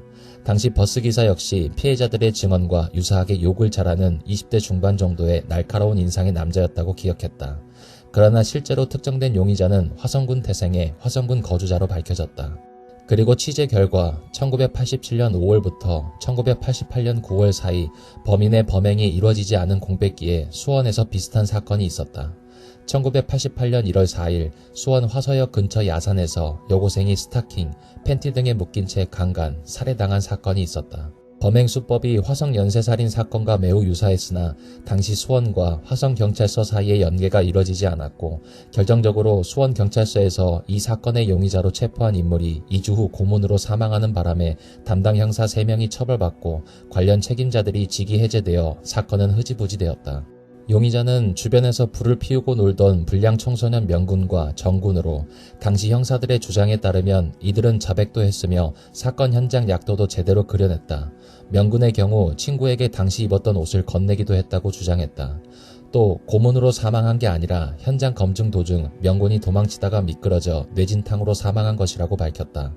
정군은 구속 당시 사람을 죽였다고 수감자들에게 털어놓자 고문을 당했다고 주장해라 고 했고 결국 이러한 수법으로 빠져나갔다고 한다. 물론 당시 담당 형사들의 주장인 만큼 100% 신뢰할 수는 없고 이 소년들을 화성 사건과 연결시키기에는 다소 무리한 감이 있다. 사건 현장 약도를 제대로 그린 것은 평소에도 그 지역에서 불량하게 놀았기 때문일 가능성이 높다. 그리고 범인은 이전에도 살인 미수 사건 등 여러 명의 목격자가 있었는데 2명 이상이었다고 증언한 사람은 한 명도 없었으며 나이도 20대 중반이라고 했고 프로파일링 결과 조용하고 수줍은 타입이라고 나왔다. 물론 이들이 범인이라고 가정한다면 뉴스를 보고 모방 범죄를 저질렀거나 의도적으로 화성 사건과 비슷한 수법으로 위장했을 가능성도 있다. 제작진이 범인을 추정하기 위해 미국까지 직접 가서 유명 프로파일러들에게 관련 자료를 보여주었다. 프로파일링 결과 다양한 분석이 나왔는데 범인은 일단 무척 깔끔한 성격일 가능성이 높고 성장 과정이나 일상에서 여성에게 억압받았을 가능성이 높다고 한다. 애인이 아닌 가족이나 보호자 위치에 있는 여성이 범인을 오랫동안 억압했을 것이라는 뜻이다. 피해자들을 살해하고 나서도 가지고 노는 듯한 정황에서 볼 때 억압된 감정이 느껴진다고 한다. 실제로 유력 용의자로 밝혀진 이춘재의 자백에 의하면 초등학교 때 동네 누나에게 강간을 당했다고 한다. 애초 팻 브라운의 분석이 완전히 들어맞았기에 90년대 이후 경찰 내부에서 화성시 이외 거주자로 허짚은 기류가 심각했음을 알 수 있다. 제작진은 당시 유일하게 범인으로 추정되는 인물을 목격한 버스 운전사의 목격담을 바탕으로 당시 20대 중반, 키는 166에서 170 정도, 손이 부드러운 남자이며 경찰 출신 프로파일러 말에 수원에서 살았을 것으로 추정되는 그의 몽타주를 3D로 재현하고 그의 현재 모습으로 추정되는 그림을 공개했다. 2016년 9월 4일 이규현의 스포트라이트에서 제작진의 추적 결과 9차 사건 범인으로 추정되는 DNA 감정서가 국가수에 남아있음이 확인되었고 목격자가 버스기사 이외에 22명이나 더 있었음이 밝혀졌다. 이를 통해 새로운 몽타주가 공개됐다. 이 승객들이 만일 앞서 망언을 일삼은 마을 주민들이라면 공범이나 다름없는 입장이다. 그리고 7차 사건이 일어나기 2달 전 집으로 퇴근하던 두 자매가 범인의 피습을 받았으나 언니의 기지와 이웃들의 도움으로 간신히 살아남았다. 그리고 이후 수원의 버스 정류장에서 그 자매가 그때 자신들을 습격한 용의자를 보고 근처 파출소에 신고해 바로 순경들이 출동했다. 사실상 이것이 범인을 체포할 수 있는 절호의 찬스였으나 순경들이 오자 그 자리에서 범인은 도주했다. 2019년 9월 25일 MBC 실화탐사대에서 유력 용의자로 이춘재가 지목된 후 처음으로 분석 방송을 했다. 처음으로 이춘재의 얼굴을 공개한다고 해 화제가 되었으며 고등학교 시절 사진 2장이 공개되었다. 방송은 주로 고등학교 동창들이나 당시 생존자와 목격자, 이춘재의 어머니와의 인터뷰로 이춘재가 어떤 인물인지에 대해 알아보고 실제로 이춘재에게 연쇄살인 가능성이 있는지 확인하는 내용이었다. 2019년 9월 28일 그것이 알고 싶다에서 두 번째로 화성사건 방송 일부를 내보냈다. 이춘재가 진범일 가능성을 중점으로 다뤘는데 모든 사건의 공통점 중 하나가 스타킹, 블라우스 같은 옷가지로 매듭을 사용한다는 것에 주목했다. 굳이 비효율적인 도구를 사용한 것은 범인의 시그니처이자 특이한 성향을 나타내는 증거이며 매듭을 사용한 것은 피해자가 오래 살아있어야 한다는 의미라고 분석되었다. 제작진은 미수사건 피해자 역시 만났는데 범인이 스타킹을 벗겨 자신을 묶었으며 범인이 가방을 뒤지는 사이 스타킹이 헐렁해져 탈출할 수 있었다고 한다. 이게 강조된 이유는 이춘재가 저지른 청주 처제 살인 사건에서 피해자를 묶은 도구도 스타킹이었기 때문이다. 게다가 피해자의 시신을 여러 겹으로 싼 물건 중에는 청바지도 있었다. 또한 이춘재의 DNA가 드러난 사진을 되짚어 봤는데 우선 1987년 1월 있었던 5차 사건은 굉장히 심한 가학행위가 있었으며 살아있을 때 일부러 고통을 주기 위해 여러가지 행위를 했을 것이라고 분석했다. 1988년 9월 있었던 7차 사건부터는 피해자를 모욕하는 행위가 발생하기 시작했으며 이 사건은 유력 용의자가 처음으로 목격되고 몽타주가 나온 사건이기도 하다. 1990년 9월 있었던 9차 사건은 다른 사건에 비해 폭력성이 유독 두드러졌다. 이 사건이 일어나기 전 공백기는 이춘재가 강도 예비 사건으로 붙잡혀 구치소 생활을 했던 시기와 겹친다. 전문가는 이를 두고 쌓이고 쌓였던 게 9차에서 다 폭발해서 가장 잔혹하게 살해됐을 가능성이 높다고 분석했다. 또 대부분의 사건에서 단순히 성폭행하고 죽이는 것이 목적이 아니라 살아있을 때 고통을 주는 것이 목적이고 희망을 줬다가 뺏는 행위가 보인다는 분석이 나왔다. 일부 영상은 이전 방송에서 새로 추가된 정보들을 더해 정리한 정도이며 심도 깊은 분석은 10월 5일 방영 예정이었던 2부에서 나올 것으로 예상되었으나 이춘재가 자백하면서 이에 대한 추가 내용이 들어갔고 분석은 그대로 했지만 진행 방향성이 어느 정도 바뀐 걸로 보인다. 범인이 잡히자 화성시의회에서는 본 사건을 이춘재 살인사건으로 명칭 변경을 촉구하는 결의문을 만장일치로 채택했다. 오랫동안 화성 연쇄살인 사건으로 불려왔고 영화 살인의 추억이 히트치면서 지역 이미지가 바닥에 떨어졌는데 좀 회복되나 싶더니 진범 검거로 사건이 재조명되면서 다시 범죄도시 이미지가 생겨버렸으니 당연한 반응이었다. 이에 시의회의 명칭 변경 의견을 경찰에서 수용해 공식적으로 사건의 이름을 이춘재 연쇄살인 사건으로 수정했다. 1980년대 경기도 화성에서 일어난 연쇄살인 사건 중 8차 살인 사건에 대한 내용과 범인의 이야기이다. 언론에선 일반적으로 줄여 화성 8차 사건이라 칭한다. 대통령의 특별 관심 사안으로 특진이 걸렸던 이 사건의 범인으로 윤성열라는 사람이 지목되어 사형을 구형받고 최종적으로 무기징역이 확정되어 20년 복역 후 출소했으나 31년 후 진범이 드러나 억울한 사람이었음이 밝혀졌고 진범 이춘재의 자백과 다시 수사한 결과에 의해 재심을 거쳐 최종적으로 무죄 판결을 받았다. 당시 8차 사건은 1988년 9월 16일 태안읍 진안리의 가정집에서 일어났으며 피해자는 1975년생으로 당시 13살, 중학교 1학년인 박양이다.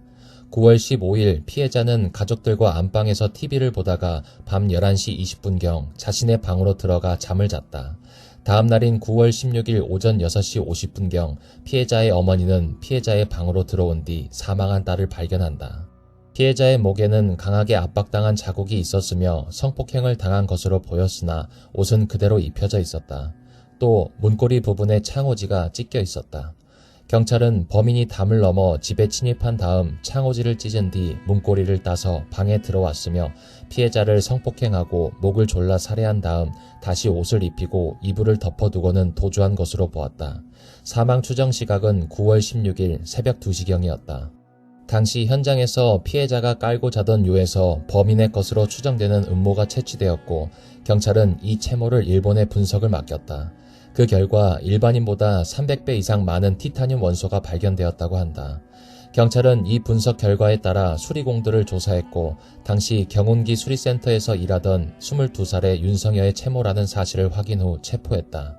하지만 이전의 범행과는 수법이 완전히 달랐기 때문에 경찰은 모방범죄라는 결론을 내렸으며 당시 윤 씨를 검거한 공로로 수사팀 5명이 1계급 특진했다. 훗날 진범이 밝혀진 후 이 5명의 특진은 모조리 취소되었다. 윤 씨는 대법원에서 유죄를 확정받았다. 유죄의 근거로는 경찰 조사에서 본인이 자백을 한 점, 채모 성분 분석에서 나온 중금속 함유량이 현장에서 발견된 채모의 그것과 비슷하다는 점이 고려되었다. 채모 혈액형 분석도 B형으로 윤 씨와 동일했다. 윤 씨는 무기징역이 확정되었지만 20년 후 2009년 광복절 특별사면으로 출소했다. 검거된 후 대법원에서 유죄를 선고받은 윤성여가 정말 진범인지에 대한 논란은 이전부터 있었다. 무고한 사람을 잡았다고 해도 이상할 일은 아닌 것이 당시 화성 연쇄살인 사건을 수사하던 경찰은 마구잡이식 수사를 했고 고문을 통해 강제로 자백을 받아내는 것도 서슴지 않았었다. 고문 기술자로 악명이 높던 이근한이 투입됐다는 것 자체로도 당시 상황을 짐작할 수 있다. 화성 사건 수사 과정에서도 억울하게 용의자로 몰린 사람이 자살하는 사례가 3번이나 나왔고 한 명은 고문 후유증으로 사망할 정도였다. 그리고 2019년 화성 연쇄살인 사건의 진범으로 드러난 이춘재가 8차 사건도 자신이 했다고 주장하면서 논란이 다시 폭발했다. 그렇지만 이 사건은 이미 몇십 년 전에 범인이 잡혀 모방범죄로 결론난 사건이기 때문이다. 윤 씨는 검거 당시부터 일관되게 무죄를 주장했으며 윤 씨가 진범이 아닌 것으로 밝혀질 경우 누명을 쓴 것은 물론 경찰 측이 엄청난 배상금을 물어줘야 하고 이춘재에 대한 성토는 더욱 강해질 것이다. 만약 이 범죄가 이춘재의 행위라면 1차, 2차는 물론 수원 오목천 여고생 피살 사건의 범인이 이춘재일 확률도 높아진다. 명백한 증거가 나온 이상 경찰을 놀려먹기라도 해보겠다는 심보일 수도 있지만 이 진술이 사실이라면 지금껏 엉뚱한 시민을 처벌했다는 뜻이 되기 때문에 큰 파장이 일 것으로 예상되었다. 또 윤 씨는 지난 2003년 옥중에서도 자신은 무죄라는 취지의 인터뷰를 했다.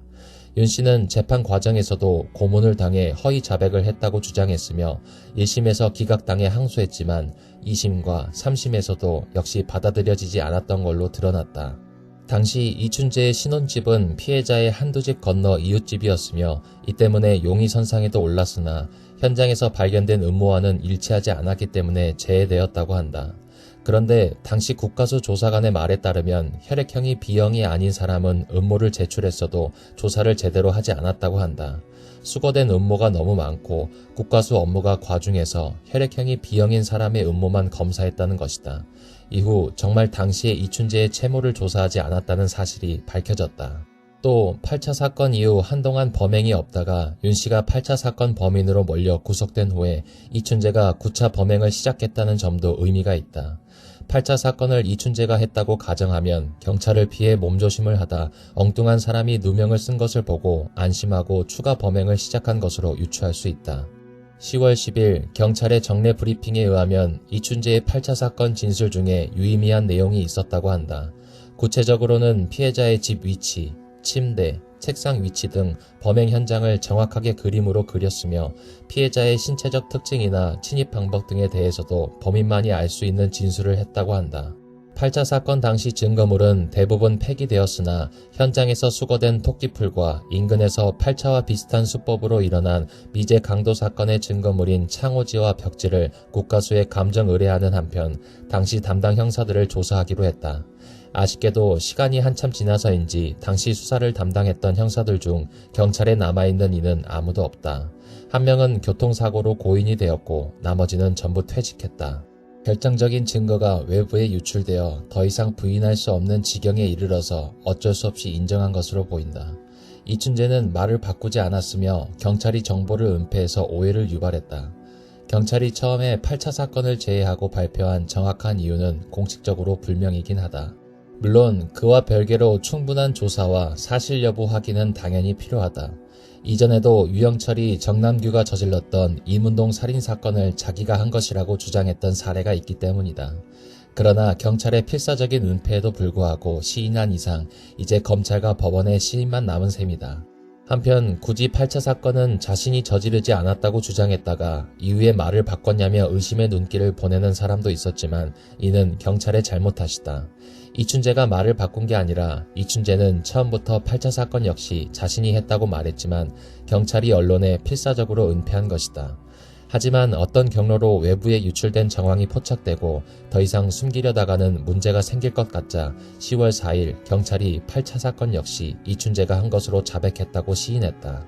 재조사 결과가 나와야 확실해지겠지만 제2의 익산 약촌 오거리 택시기사 살인사건이 될 가능성이 매우 높아졌다. 약촌 오거리 사건에서 재심 변론을 받아 무죄를 이끌어낸 박준영 변호사는 윤 씨의 변호를 맡을 의사가 있음을 밝혔다. 윤 씨 역시 법적 대응 의사가 있음을 밝혔다.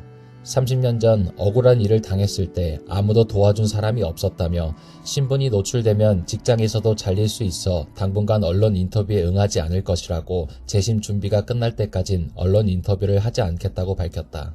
결국 재심 청구를 하기로 했으며 박준영 및 김칠준 변호사가 맡아 진행했다. 이춘재는 윤 씨가 재심에 자신을 증인으로 요청을 했다는 얘기를 담당 경찰에게 듣고 증인 출석 용의가 있다고 전했다고 한다. 당시 윤 씨와 10년 이상을 지낸 교도 간의 인터뷰에 따르면 윤 씨는 교도소에 들어온 후부터 계속해서 무죄를 주장했으며 잠도 재우지 않고 때리는 등 엄청난 고문을 당해 허위 자백을 했다고 이야기했고, 수용자들과 교도관들 사이에서는 억울하게 들어온 애로 통했다고 했다. 윤 씨는 살인의 추억이 개봉한 2003년에도 시사저널과의 인터뷰에서 그 8차 사건이라는 것도 내가 한 일이 아니다면서 수사 과정에서 가혹행위가 있었다고 주장했다. 그리고 언론은 윤 씨가 복역 중에 친하게 지내며 출소 후 직장도 알선해준 교도관 A씨와 인터뷰했으며 재심 준비도 대신 해주고 있었다. 기사에 따르면 2003년에도 재심 신청을 하려고 알아봤지만 진범이 특정되지 않으면 재심 신청에도 뒤집기 어렵다는 얘기를 듣고 좌절해서 그만뒀다. 이후 10월 9일 채널A에서 윤 씨를 취재했다. 20년 옥살이 윤 씨, 이춘재의 확실한 답 듣고 싶다. 8차 사건 윤 씨 심경 토로, 죽어도 상관없다며 고문. 인터뷰에 따르면 3일간 수면을 취하지 못하게 했고 한쪽 다리를 못 쓰는 자신에게 쪼그려 뛰기를 시키고 못하면 구타를 했다고 한다. 현장 검증 때는 형사가 뒤에서 잡아주었음에도 담을 넘어간 기억이 없다고 해서 한 형사의 담을 훌쩍 넘었다는 발언과 대치된다. 당시 이 프로그램에서 나레이션 진행자가 윤석여가 20년으로 감형되었다고 밝힌 바 있어 최소 2003년 이전에 무기징역에서 유기징역으로 감형되었을 것으로 보인다. 참고로 윤 씨는 어린 나이에 어머니가 사망했으며 학력은 초등학교 3학년 중퇴의 소아마비 장애인이고 가난했다. 누명 쓰기 딱 좋은 사회적 약자였다. 그것이 알고 싶다 1109회에 이런 사회적 약자들을 대공 형사들이 이미 감금하고 고문해서 간첩 조작을 하는 내용이 나온다. 최 형사가 원래 대공 방첩 형사의 고문 형사로 유명한 사람이다. 8차 사건을 해결하면 특진이란 얘기를 듣고 8차 사건 수사에 들어와서 수사를 주도했다고 한다. 특진을 노리고 날조한 게 아니냐는 의혹이 드는 부분이다. 이에 대해 당시 8차 사건을 수사했던 경찰 측은 증거가 뚜렷했기에 고문할 필요가 없었다라고 말했다. 당시 인터뷰한 기자와의 통화에서 특정인이 범인이라는 심증은 있는데 이를 입증할 만한 증거가 없을 때 하는 게 고문이지 증거가 있는 경우는 다르다라고 말했고, 이 발언은 역으로 생각하면 증거가 없을 땐 고문을 한다는 소리가 된다. 물론 1980년대 대한민국 경찰들이 용의자를 고문했다는 건 수없이 미디어에 나와 누구나 알고 있는 사실이다. 새삼스러운 일도 아니긴 하지만 공식적으로 그런 말을 한 건 또 다른 문제이다. 인터뷰한 경찰의 발언이 부주의했던 것인지 기자가 옮겨 적는 과정에서 오해의 소지가 있는 표현을 사용한 건지는 지켜볼 일이다. 한편 당시 거짓말 탐지기 실험과 휴식에 소요된 시간을 제외하고 실제로 조사받은 지 4시간 40분 만인 다음날 05시 40분부터 자신의 범행을 자백하기 시작하였다라며 경찰 조사 기록을 그대로 인용했다. 하지만 윤 씨가 경찰에 검거된 날을 7월 25일로 보면 실제 조사 기간은 더 길었다는 주장도 있다. 당시 신문 기사에는 27일 오후에 윤 씨가 자백을 했다고 나와 있어 법정에 제출된 수사 기록의 신빙성이 의심된다. 윤 씨는 당시 형사들이 거짓 자백을 강요하며 사흘간 잠도 안 재웠다고 한다. 지목했던 최 형사, 장 형사에게 고문을 당했다는 또 다른 피해자의 주장도 나왔다. 경찰마저도 이춘재의 범행이라 인정해서 논란의 여지는 사실상 없어졌다. 검찰은 직접 수사에 나서 당시 경찰과 국가수의 조작 정황을 포착해서 재심 법원에 무죄 취지의 증거를 제출했으며 법원 역시 재심 과정에서 매우 이례적으로 공판이 시작되기도 전에 변호인이 동의한다면 이 자리에서 무죄를 선고할 수도 있다며 윤 씨에게 사과했다. 이후 윤 씨는 이러한 가혹행위 및 허위 진술 강요, 이로 입은 피해와 고통 등에 국가로부터 총 43억가량의 보상금을 받았다. 2020년 12월 재심에서 윤 씨의 무죄가 확정된 이후 국가는 윤 씨가 경찰의 가혹행위로 허위 자백을 했다는 점을 인정해서 윤 씨에게 형사보상금으로 25억 원가량을 지급했다. 그러나 윤 씨는 추가적인 배상이 있어야 한다며 소송을 제기했다. 2021년 3월 재판부는 경찰의 불법 체포, 구금과 가혹행위, 국립과학수사연구소 감정과정과 결과의 위법성을 인정하며 윤 씨가 옥살이 한 20년 동안 일하면서 벌 수 있었던 돈을 1억 3천여만으로 계산하고 위자료 40억 원을 지급하라고 결정했다. 다만 국가가 이미 지급한 형사보상금 25억 1천여만 원을 공제해 고유 위자료를 약 18억 2천만 원으로 봤다.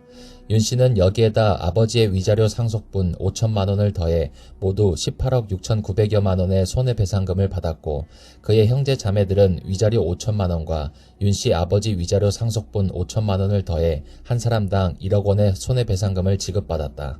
당시 사건을 조사했던 형사들은 이춘재가 거짓말을 하고 있다고 주장했다. 근거는 현장에서 발견된 채모의 혈액형이 B형인데 이춘재는 O형이기 때문이라는 것이다. 문제는 8차 사건만이 아니라 화성 연쇄살인 사건 전체에서 B형 혈액형이라 다르다는 주장은 이춘재가 범인으로 지목된 직후에도 나온 주장이다.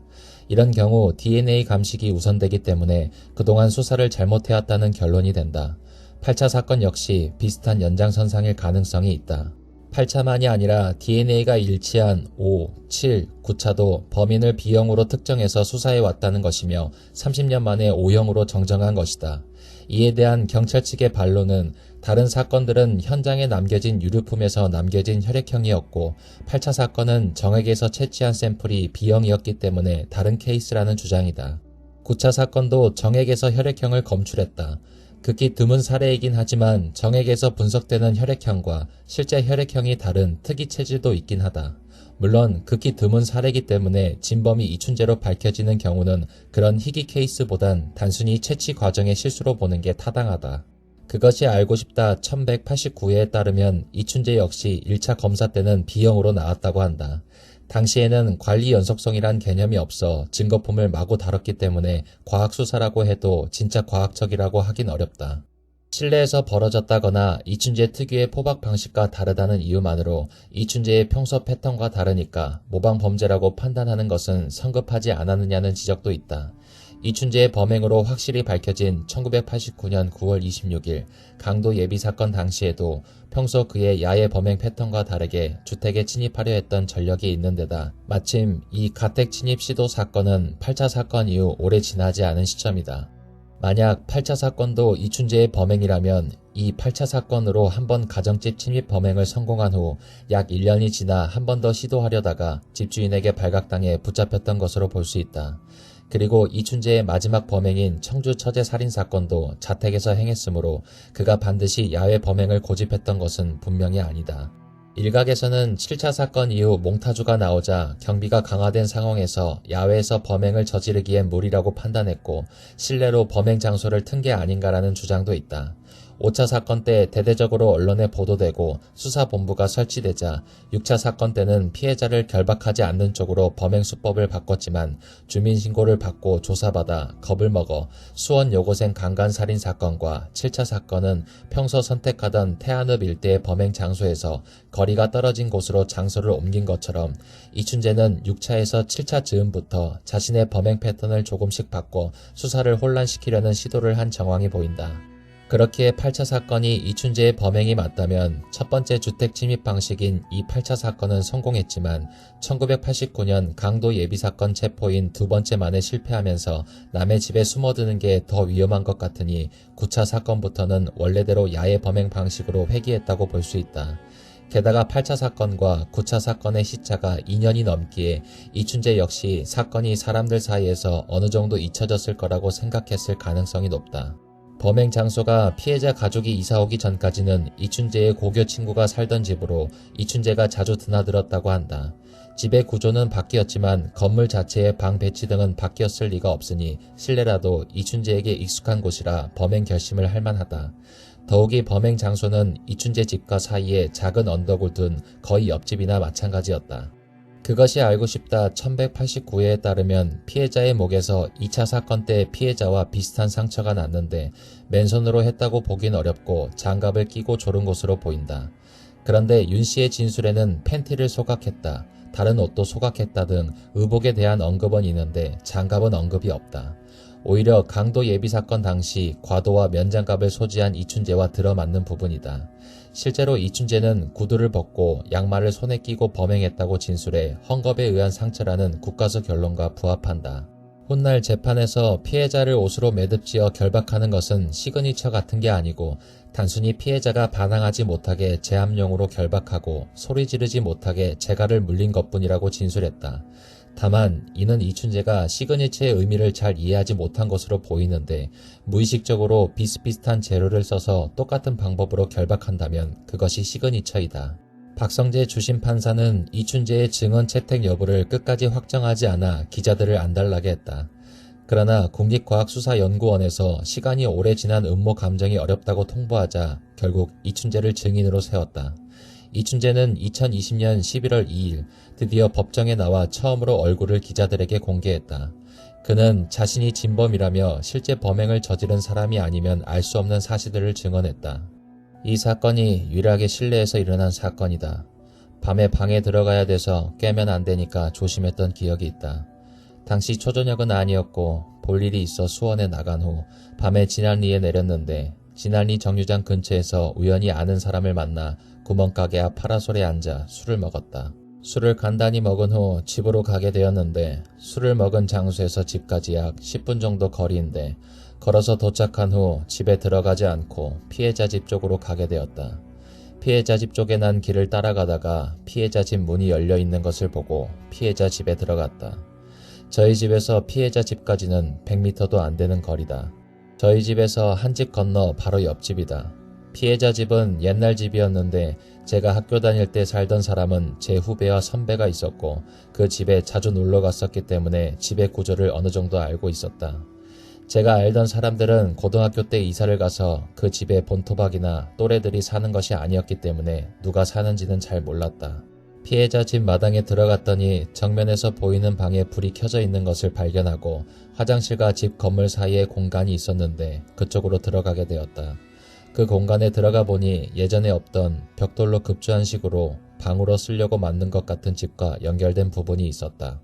그 방에 옛날 전통식으로 창호지를 붙이는 문이 보여 구멍이 처음부터 있었는지 제가 뚫었는지는 정확히 기억나지 않지만 구멍으로 안에 누가 있는지를 확인하기 위해 들여다봤다. 그 방에 불이 꺼져 있어 처음부터 보이지 않아 계속 보았는데 눈이 서서히 적응이 돼서 방 안이 조금씩 보이기 시작했다. 사람이 자고 있었는데 어린인지 아이인지는 구분이 안 되었고 한 명이 이불을 덮고 자고 있었는데 머리 형태가 길어서 여자구나 생각하고 강간을 목적으로 그 방에 들어가게 됐다. 여자 혼자 자고 있는 것을 확인하고 방 안으로 들어가려고 했는데 문이 잠겨 있길래 문이 잠겨져 있는 고리 부분에 살 부분 창호지를 찍고 손을 넣어 고리를 해제시킨 후 문을 열고 신발을 벗고 양말을 한쪽씩 벙어리 장갑처럼 손에 끼고 들어갔다.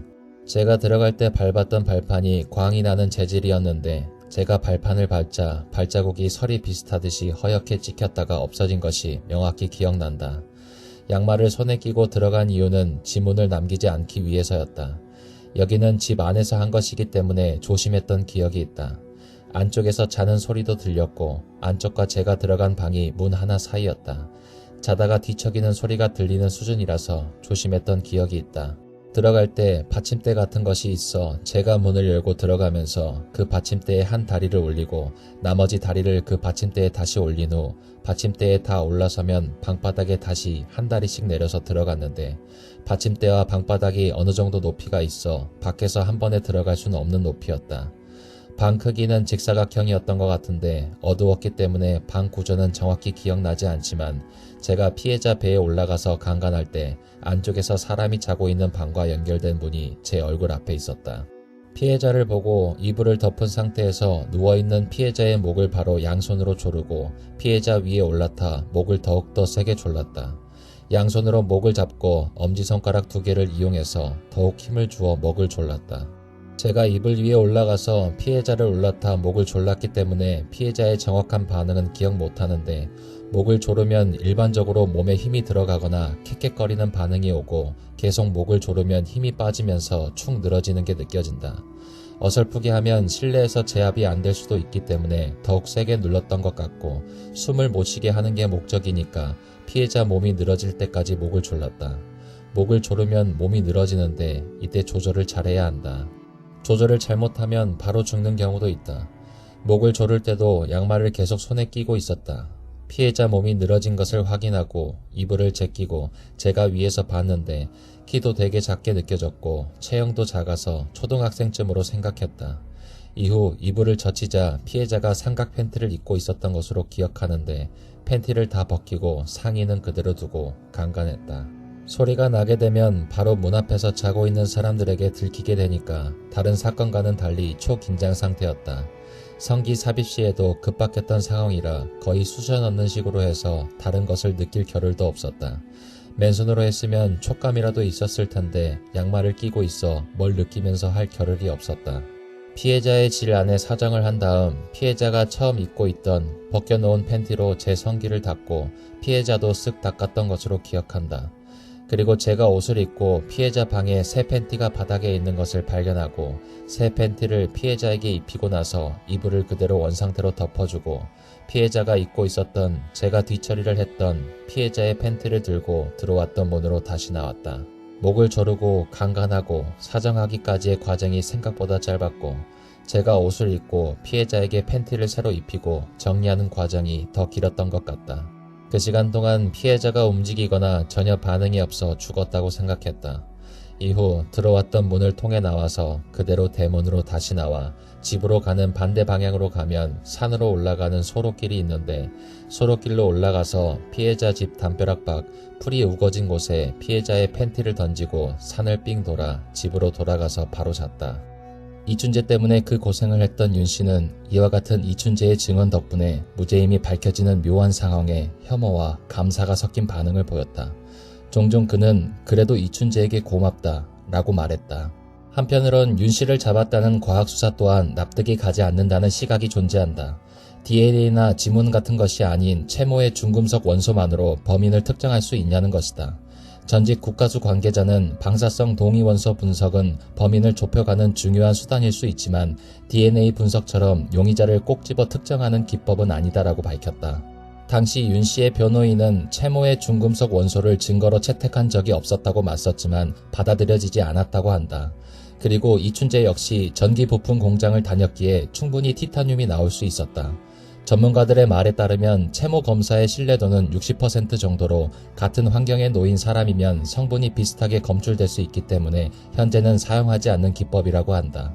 2003년 방영된 MBC 실화극장 죄와 벌을 보면 중금속 분석 전문가가 법정에 출석해 윤 씨가 범인이 아닐 확률은 3,600만 분의 1이라고 증언하는 장면이 나온다. 하지만 확률이 3,600만 분의 1이라는 주장은 중금속의 체내 분포가 무작위로 분포한다는 무리한 가정을 깔고 있다. 예를 들어 비슷한 공장에서 일하는 사람이나 비슷한 업종에서 일한 사람, 같은 지역에서 사는 사람 등은 당연히 중금속의 체내 분포는 닮을 수밖에 없다. 실제로는 3,600만 분의 1인지 1,000분의 1인지 확률을 알 길이 없다. 또한 희귀물질 브롬의 함량으로 봤을 때 윤 씨 같은 영조권보다는 이춘재 같은 전기부품 공장에 가깝다.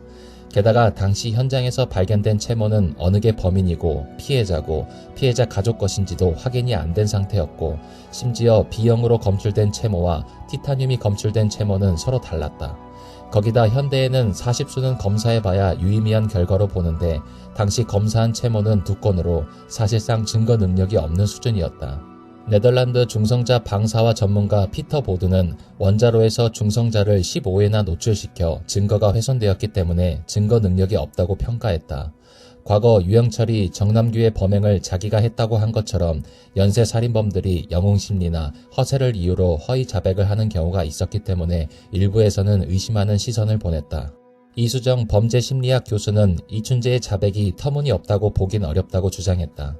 우선 남의 범행을 자기가 했다는 이유 중 하나는 수사에 혼선을 주기 위해서인데 이춘재는 이미 공소시효가 다 지났다는 것을 알기에 그럴 까닭이 없었다. 또한 영웅심리라고 보기에는 영웅심리는 언론을 통해 얻는 건데 언론과 차단된 상태였다. 프로파일러들과 신뢰 형성이 잘 되어 내일 모레 환갑이었던 이춘재가 비밀을 유지하는 심적 부담을 털어내자는 심리라고 추정할 수도 있다. 그리고 이춘재가 사건 현장을 그림까지 그려가며 아주 자세하게 설명했으며 그중 진범만이 알 수 있는 진술도 있었다는 경찰 발표가 나오면서 허세로 인한 자백일 가능성은 많이 줄어들었다. 사건 현장은 피해자 가족이 이사오기 전까지는 이춘재의 고교 친구가 살던 집으로 이춘재가 자주 드나들었고 이사 후 완전히 바뀐 집 구조까지 그림으로 그리면서 진술했다고 한다. 이춘재의 자백에서 결정적인 부분은 피해자의 속옷과 관련된 사실이다. 윤 씨의 진술서에는 속옷을 무릎 정도까지만 벗겼다고 나와 있는데 피해자의 속옷은 앞뒤가 뒤집혀 입혀져 있었다. 완전히 벗겼다가 다시 입히는 과정에서 거꾸로 된 것으로 보이는데 반만 벗겼다면 그럴 일이 없다. 그에 반해 이춘재는 속옷을 벗겨 혈흔 등을 지우는 데 쓰고 새 속옷을 입혔다고 사실과 부합하는 진술을 했다. 경찰까지 항복을 한 마당에 이춘재 자백의 신빙성을 논하는 것은 거의 무의미한 단계에 이르렀다. 당시 기사에 따르면 윤 씨의 가족이나 지인들은 윤 씨가 어렸을 때 소아마비를 앓았기 때문에 한쪽 다리를 못 쓰는 상황에서 경찰이 주장하던 담을 넘어서 범행을 했다는 게 잘 이해가 되지 않았다고 수로했다. 8차 사건으로 20년 옥살이 윤 씨, 주민들 이상한 수사였다. 뉴스 영상에서는 윤 씨가 검거된 당시의 영상을 보여준다. 1분 10초경부터 윤 씨가 경찰서 안을 절뚝거리며 이동하는 모습을 볼 수 있다. 윤 씨를 직접 만나 인터뷰한 기자들은 그의 왼쪽 다리가 팔뚝처럼 가늘다고 묘사했다. 반면 경찰 측은 8인만으로 충분히 담을 넘을 수 있었다고 하며 당시 변호사가 입회한 현장 검증에서 윤 씨가 담을 훌쩍 뛰어넘는 모습을 보여줬다고 주장했다. 이에 대해 윤 씨는 최근 인터뷰에서 경찰의 부축을 받았다고 말했으며 담을 넘은 기억이 없다고도 했다. 또 윤 씨 지인들은 경찰이 윤 씨를 체포한 뒤에도 윤 씨에 대한 재판이 마무리될 때까지 윤 씨의 지인들도 주기적으로 감시했다고 한다. MBC 보도에 따르면 부축을 받아 담을 넘어가진 않고 넘는 신용만 했을 뿐이며 넘어가진 않았다고 한다. 콘크리트를 치지 않는 담장이 비가 오면 흔들리기 때문에 자신이 담을 넘었다면 담벼락도 같이 넘어졌을 것 같았다고. 하지만 확실하지 않다는 전제 조건이 붙는 것을 보면 본인도 오래돼서 기억이 잘 나진 않는 듯하다. 재심 공판에서 담당 수사관이 현장 검증에서 담을 넘은 적이 없음을 인정했다. 넘지는 않고 매달려 있었다. 신용만 했다. 당시 수사를 담당했던 경찰관이 증언했다. 이춘재는 담을 넘은 게 아니라 술을 마시고 길을 가다 대문이 열려 있어 대문으로 들어가 여자가 있음을 확인하고 범행했다고 진술했다. 애초에 대문으로 들어갈 수 있는데 왜 굳이 담을 넘어가야 할까?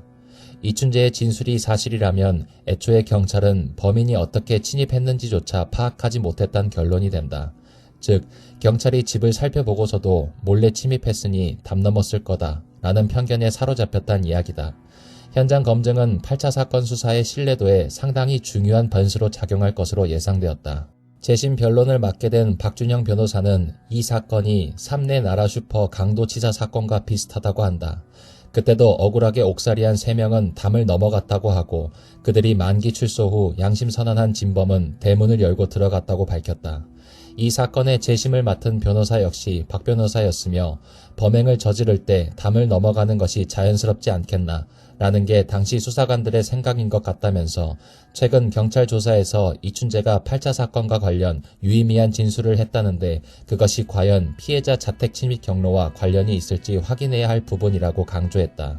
당시 수사관들은 인터뷰에서 현장에서 지문도 검출되었다고 주장했지만 재판 때는 지문이 증거로 쓰이지 않았다. 정말 윤 씨의 지문이 나왔다면 재판에서 증거로 제출되지 않았을 리가 없다. 나중에 나온 반기수 수사본부장의 브리핑에 따르면 8차 사건에서 지문은 확인된 바 없다고 답했다. 지문이 검출되지 않았다는 것인지 오래된 사건이라 과거 자료를 확인하지 못했다는 것인지는 애매한 답변이다. 당시 범행을 장갑을 끼고 했을 가능성이 크기 때문에 지문이 검출되지 않았다고 판단할 수 있다. 윤 씨의 경우 장갑에 대한 언급도 없고 경운기 오일에 절어 기름때 범벅으로 살았기 때문에 지문은 없더라도 기름때는 발견되었어야 했는데 그런 건 없었다.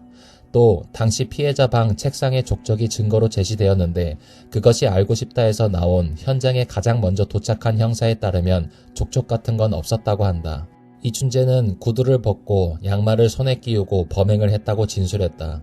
족적 역시 윤 씨의 것이라고 보긴 어렵고 흙이 발견된 점 역시 맨발로 들어왔다는 이춘재의 진술과 부합한다.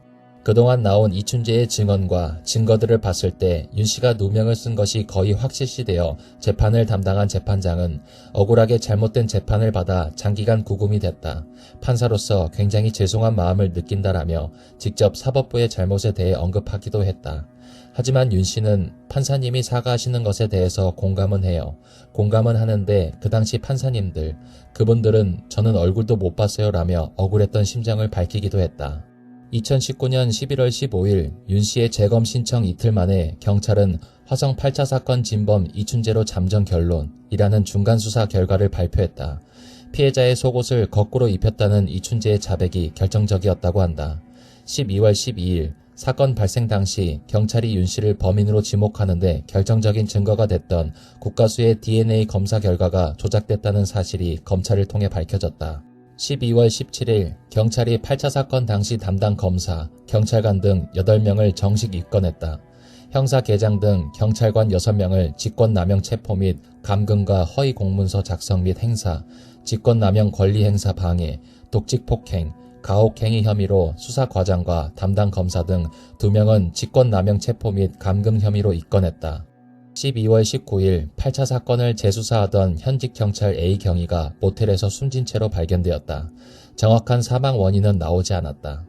2020년 1월 14일 법원에서 8차 사건에서 윤 씨의 무죄를 입증할 수 있는 명백한 증거가 나왔기에 재심을 하는 것으로 확정되었다.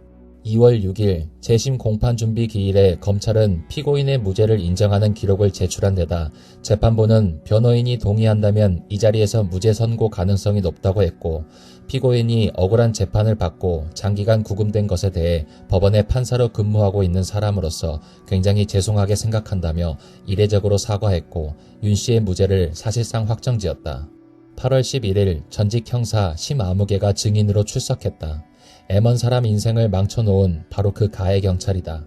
재판에 증언하지 않으려고 애쓰는 등 30년의 세월이 흐른 뒤에도 반성이라곤 없어 보이는 추태를 부리던 그는 구인장 등을 통해 겨우 증언대에 세우고 나니 기억이 나지 않는다거나 잘못한 것이 없다고 발뺌했다. 여전히 자신이 인생을 망쳐놓은 사람에 대한 미안함보다는 재심 이후에 본인을 향해 피해 보상과 징계 절차가 날아올 것만 두려워하며 제 입속부터 계산하고 있는 것이라고 밖에 볼 수 없었다.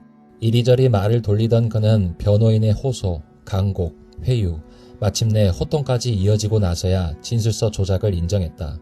배석 판사는 심 전 형사에게 피고인에게 사흘 동안 잠을 재우지 않고 가혹행위를 하면 그렇게 해서 얻어진 자백이 진실이 아닐 수 있다는 생각을 못했는가라고 질문했다.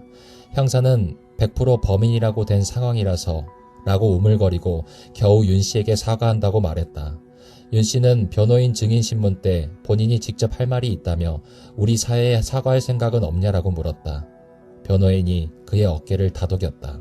10월 26일 충주구치소에 근무 중인 박정덕 교도관이 증인으로 나와 윤 씨가 수감 시절 내내 일관되게 무죄를 주장했다고 증언했다.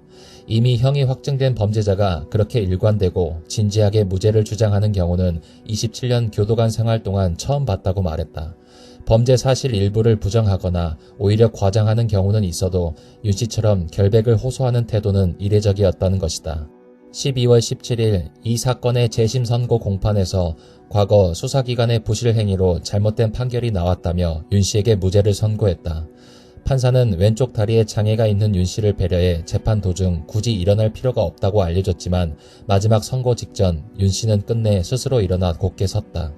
판사는 오랜 기간 옥고를 거치며 정신적, 육체적으로 큰 고통을 받은 피고인에게 사법부 구성원 일원으로서 사과의 말씀을 드린다라며 피고인은 무죄, 이상 재심 재판을 마칩니다라고 판결을 끝냈다. 방청석에서 박수가 터져 나왔고 재심 담당 검사가 찾아와 그에게 악수를 건넸다.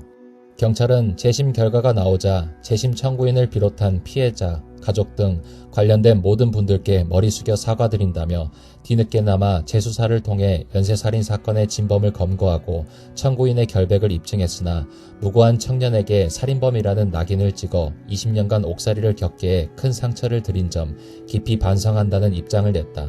8차 사건 무마 및 누명 씌우기에 결정적인 역할을 하고 특진한 최순경은 10여 년간 부귀 영화를 누리며 평안히 살다가 1999년 교통사고로 사망했다.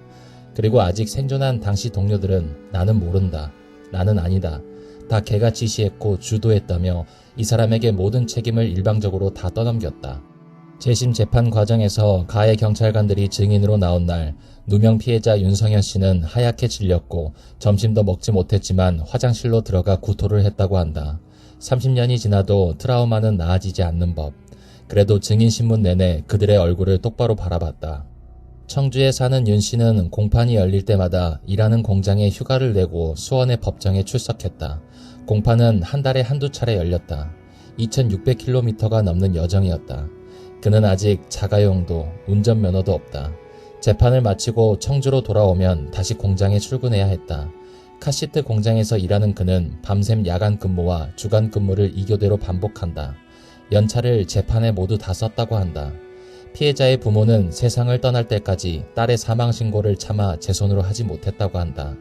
이춘재가 증인으로 출석해서 진술한 내용이 사실이라면 8차 사건 피해자의 팬티를 끝내 발견하지 못한 것이 이춘재가 8차 사건 범인이라는 완벽한 증거를 밝히지 못한 꼴이 되었다. 피해자의 팬티에 이춘재의 정액이 묻어 있었는데 이것을 수사했을 때 발견만 했어도 잠정 결론이 아닌 이춘재의 범행을 공식적으로 확정지을 수 있었다. 청주 교도소에서 같이 수감 생활을 하던 동료들에 따르면 윤 씨는 얼마나 억울했으면 하춘아의 노래 무죄를 시도 때도 없이 불렀다고 한다. 이미 흉악범으로 낙인이 찍힌 터라 같은 재수자들 사이에서도 항상 멸시와 폭행을 당했다고 한다. 자신을 믿어준 사람은 박종덕 교도관과 국가보안법 위반으로 같이 수감 중이던 문익환 목사 등 극소수의 사람뿐이었다고 했다. 재심 중이던 2020년 5월 23일 윤 씨는 문익환 목사 기념관을 방문해 문 목사의 딸인 문영금 관장을 만나고 자신의 옥중 경험과 문 목사 관련 기억을 들려줬다. 나오는 길에 방명록에 감사합니다 목사님이라고 썼다. 문익환 목사의 아들인 배우 문성근은 마치 역사의 한 조각을 복원해 주신 느낌입니다 라고 감회를 밝혔다. 당시 재판은 피고인의 경제적 사정상 사실상 일반 변호사를 고용하기 불가능했기 때문에 국선 변호인을 통해 진행했는데 이 시대의 국선 변호인들은 그 질이 매우 불량했고 여기서도 예외는 아니었다. 무죄를 주장한 피고인과는 달리 유죄 인정 취지의 형량 감경 쪽으로 변호를 진행했고 가장 중요한 결심 공판에는 아예 나오지도 않았다. 윤 씨는 변호사의 얼굴조차 본 적이 없다고 말했다. 아무리 바쁜 국선 변호인이라도 법정에 나오기는 하는데 상상 초월로 불성실한 자였던 것이다. 그래도 형사소송법 제282조에 의해 변호사는 있어야 하니 재판부에 의해 그날 법정에 나와 있던 다른 사건 변호사가 변호인 역할을 맡아주긴 했다. 원래 담당 변호사도 아니었던지라 윤 씨의 사건에 대해 거의 아무것도 아는 게 없고 그가 피고인을 제대로 도와줄 수 있었을 리는 만무했다. 이런 사정으로 항소심이 끝나서 결국 대법원에서까지 패소하고 형량이 그대로 확정되었다. 당시 상고심의 재판장은 김상원 대법관이었으며 주심은 이회창이었다. 8차 사건이 논란이 되면서 당시 수사 책임자인 하순균 전 서장에게도 불똥이 튀었다. 하순균 전 시장은 이런 세간의 싸늘한 시선이 불편한지 인터뷰를 통해 억울하다고 주장했다. 노컷뉴스와의 인터뷰에서 하순균 전 서장은 당시 8차 사건은 화성경찰서 소속 형사들이 전담했으며 자신은 경기청 소속으로 7차 사건의 중요 목격자인 버스 운전수와 7차 사건 수사에 집중해서 8차 사건 수사에 대해서는 잘 알지 못했다고 주장했다. 또한 수법이 달라 8차 사건에는 관심을 가지지 않았으며 8차 사건의 범인을 체포했을 당시에 윤모 씨의 이름은 잠시 듣긴 했지만 잊어버렸다고 말하면서 이춘재와 윤모 씨의 주장 모두 문제가 있기 때문에 신중하게 접근해야 한다고 주장했다. 다만 엉뚱하게도 이춘재와 윤 씨가 모두 청주에 있었다는 사실에 집중해야 한다는 뜬금없는 소리를 해서 의아함을 자아냈는데 기자가 하순균 씨의 발언을 잘못 내보낸 건지 혹은 윤 씨가 현재 청주에 거주한다는 소식을 들은 하순균 씨가 이춘재와 연관이 있는 게 아니냐고 오해한 건지는 알 수 없다. 참고로 윤 씨가 청주에 거주하는 이유는 20년 동안 청주 교도소에서 살았고 아는 사람이라고는 청주 교도소 교도관밖에 없기 때문이다. 그러나 하순균 전 서장은 이춘재의 자백에서 유의미한 진술이 나왔다는 기사가 뜨기 이전에는 8차 사건 범인은 따로 있으며 이춘재의 자백은 과시일 뿐이라고 잘라 말한 적이 있다. 신중하게 접근해야 한다는 것과는 사뭇 다른 자기 방어적 태도이다. 그리고 윤 씨를 범인으로 내몬 고문 형사들과는 무관하며 그 일을 저지른 형사들은 하순균과 별개의 다른 사람이라는 것을 분명히 알아둬야 한다. 그러나 이 사건에 대한 모든 비난이 화성사건 총책임자였으며 유명인인 그에게 다 몰리면서 하순균은 어마어마한 비난으로 인한 스트레스로 여러 번 쓰러져서 입원하다가 결국 2020년 11월 12일 심장마비로 갑작스럽게 사망하고 말았다. 이 사건은 사형 존폐 논란에서 대한민국의 사형제 반대 측이 대표적인 예시로 쓰고 있다. 대한민국은 사형 제도는 있지만 실질적으로 1997년 이후 20년 넘게 집행이 안 되고 있는 준사형 폐지 국가다. 사형제를 찬성하는 사람들도 윤 씨의 사례를 보고 많은 사람들이 사형에 대해 다시 생각해 보게 되었다고 한다. 이춘재나 윤 씨 모두 2심에서 사형에서 무기징역으로 감형되어 사형수가 아니긴 했었지만 그들이 처음 선고를 받았을 당시에는 아직 사형 집행이 이루어지고 있었던 시기였기 때문에 만약 사형이 집행되었을 경우 무고한 사람이 억울한 죽음을 당하고 진범 역시 범행이 드러나기 전에 죽어 화성 연쇄살인 사건은 영원히 미궁에 빠졌을 것이기 때문이다.